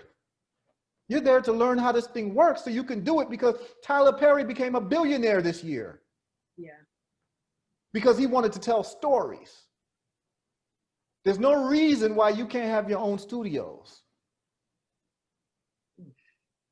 That's all I'm saying. You've done the creative work. You've done it. You got more up your sleeve. It's not going to stop. But you can't be relegated to somebody who's being hired to consult on something, whatever, when you already have the vision of how a story should turn out. See, this is where we're going to have to be. We can't ask, this African futurism that you're talking about, mm-hmm. Some people are going to have to do certain things for this African futurism to actually exist. That means we're going to have to be greater people than we already are, or already envisioned ourselves to be. We can't be the people who we are and expect to get something different in the future. We have to be greater than what we are, if we're going to have something greater than we have today. And so I'm saying to you is that we're not the kids anymore. I got gray hair, you getting older. We're going to be the elders. You got people looking up to you like you their aunt. And I know it just makes you feel like, what? Like, you all are talking to me like this, but look at our ages now. I mean, you know what I'm saying? Look, I got gray hair now. People call me elder, and it's like, I'm like, who are you calling elder? Like, don't call me that. Don't call me, I'm not no elder. What are you talking about? You understand what I'm saying? As much white hair as I have. So what I'm saying is that we're gonna have to embrace this. And when we start looking around, who else is gonna make African futurism happen if it ain't gonna be you? Yeah. So I just want you to start thinking about that too. There has to be a Nnedi Okorafor Studios. You have to start getting people together that are going to fund your projects and people of your ilk under African futurism. And it can be African Futurism Studios. And that's what we're dealing with. You think I wouldn't invest? I would be an investor. I know other people who would invest. You understand what I'm saying? And so what I'm saying is this is a movement. And we're going to put our money where our mouth is. Our parents came to America not to stay. They came to get some money. Let's just call it what it is and go back home and go eat their fufu. Right. You understand what I'm saying? It didn't happen, so we are now their legacy. And we have to complete that circle of power wherever we are. Yeah. And so I'm saying to you is that you're a genius. People have identified you as a genius, but your genius is not limited to storytelling. Your genius is all inclusive of what's necessary to get a story told. That's what I want you to start thinking about, how I want you to start thinking about storytelling. It's not just the person mouthing the story. It's all the pieces necessary to get that story told. You see, what happened to the horse and buggy industry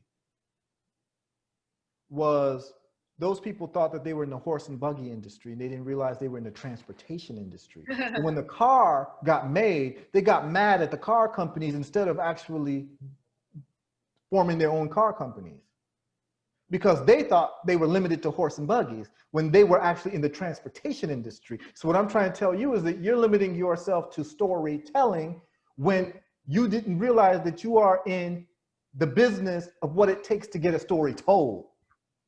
See, when you start looking at it that way, it's more than the writing, because Tyler Perry is doing more than the writing. He's doing, and I have not had a conversation with him, but I've watched his interviews and I'm just hazard a guess. He's not more brilliant than you. And this is not a diss to him, because I don't know the brother. But I've seen him articulate himself. I've seen what he talks about, and I've seen what you're talking about.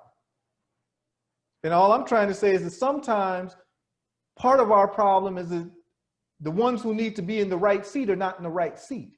And so it's going to now take us to chop down the wood and carve our own chairs. And but the beautiful thing at it, sis, is you're not alone. See, I don't want you to think that you're alone. That's part of us having this conversation, because this is a reconnection, because we really should have leaned on each other. You see, when you told me the story about those white boys chasing you, and chasing your sisters, and you ran by our house. Listen to the metaphor. Yeah. Think about that. You ran by our house.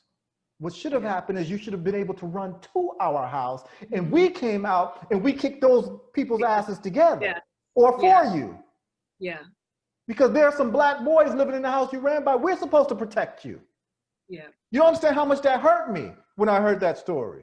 I almost shed a tear when you told me the story. I'm like, damn, really, this was going on? I didn't know this was going on. So we exist for a reason in each other's lives. And what I'm saying is this is not our first or last conversation that we're going to have. And whatever you need to make whatever you need to happen, whether you just need to learn more about stocks, you call me anytime. I don't care where I am in the world. You reach me through WhatsApp. Because I understand that it's not about liking you, even though I like you. It's about understanding that we have a mission. That's where black folks, we lose out with each other, is that we think that we have to like each other to work with each other. It's nice if we do. But you don't like everyone you go to your 9 to 5 with, people who are listening. You understand what I'm saying? You don't like everyone you go to work with. But you go to work and you all are working on a certain mission for the advancement of that company you're working for. And so what I'm saying is that it's clear we have a mission of African futurism. You have it through storytelling. I have it through the things that I'm doing. Other people have it through the things that they're doing. And so we all have to get together and unify like Voltron. And when Nnedi says, I want to open up a studio, I need $5 million to open up a studio. How are we going to raise this money? And you might be surprised what you find if you were to make a post like that. You might be surprised. If you were to make a post on Facebook and say, I want to open up African futurist studios to tell our own stories through film, who would be interested in being an investor in this? I'm looking for $5 million in seed capital. You might get some responses that might surprise you, Nnedi. You might not be ready for that post right now because you're still learning, you understand what I'm saying? But one day you will. It might be next week, it might be next month, but just like you decided to grow that hair and said, this is what I'm doing, you're gonna reach that point. You're gonna reach that point because what happened to our African Game of Thrones? What happened to our African epics? I would love to do an epic story about the 25th dynasty of Egypt. That's a big dynasty. Mm-hmm. That's a serious dynasty. That's when the Africans took back Egypt from the Persians. You have all people like named Taharka, Shabaka, Pianki. These were the pharaohs at the time. When you start hearing names like that, it does something to you. Yeah. You know they're African. That story needs to be told.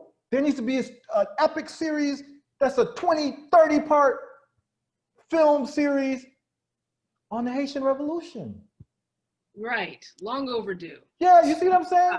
But guess what? Who's gonna do it if I don't do it? If I think it needs to be done, I gotta do it. If I'm that serious and I say it needs to be done, I have to be willing to put my money where my mouth is. So that's all I'm saying is that we know that there's stories that need to be told. We know what needs to be done for the sake of our children being able to see their future. You understand? Yep.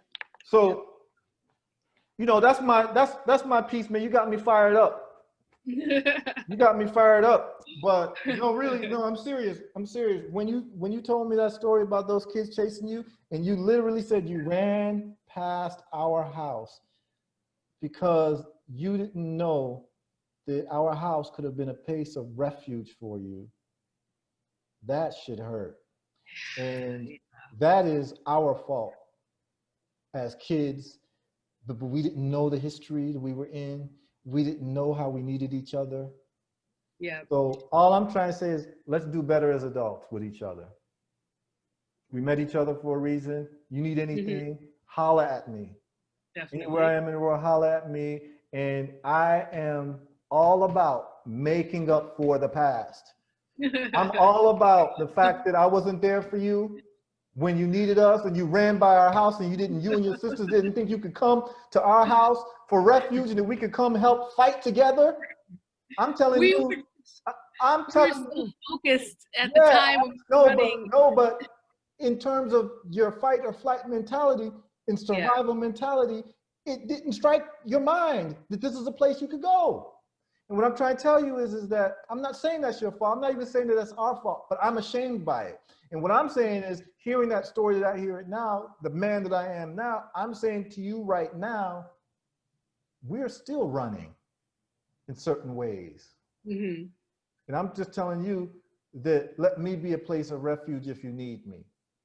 That's all I'm saying, because I'm willing to make good on that, because I'm mad I didn't get a chance to. Because guess what? It's not even about protecting you. It is, but I would have loved to get some licks out too. On the people who were trying to hurt. You get what I'm saying? Like sometimes it's about helping your people, but it's also catharsis too on people who are committing injustice and brutality against our own people. And if you're gonna fight against my sister, you're gonna fight against me, and it's gonna feel good hurting you because you're trying to hurt my sister. And that's just how I am as a man. It might be testosterone, that's what it is, but that's just what we're here for. It's so appreciated to hear this. It just, because I still relive that situation quite often. I relive it, and it's just good to hear just really good to hear you say that, because it was. Yeah, I mean that's deep. That's deep. That's deep, Nnedi. Now, this is part one of our podcast. People listening, we went in deep. We've been on for a while. I'm gonna give the people a break. We've been on for 4 hours. 4 hours. Yeah, this is called what they call long form podcast. You know, this is great. And I do, whenever you're ready to come on again, and you just want to just rap, talk about whatever you got your mind on.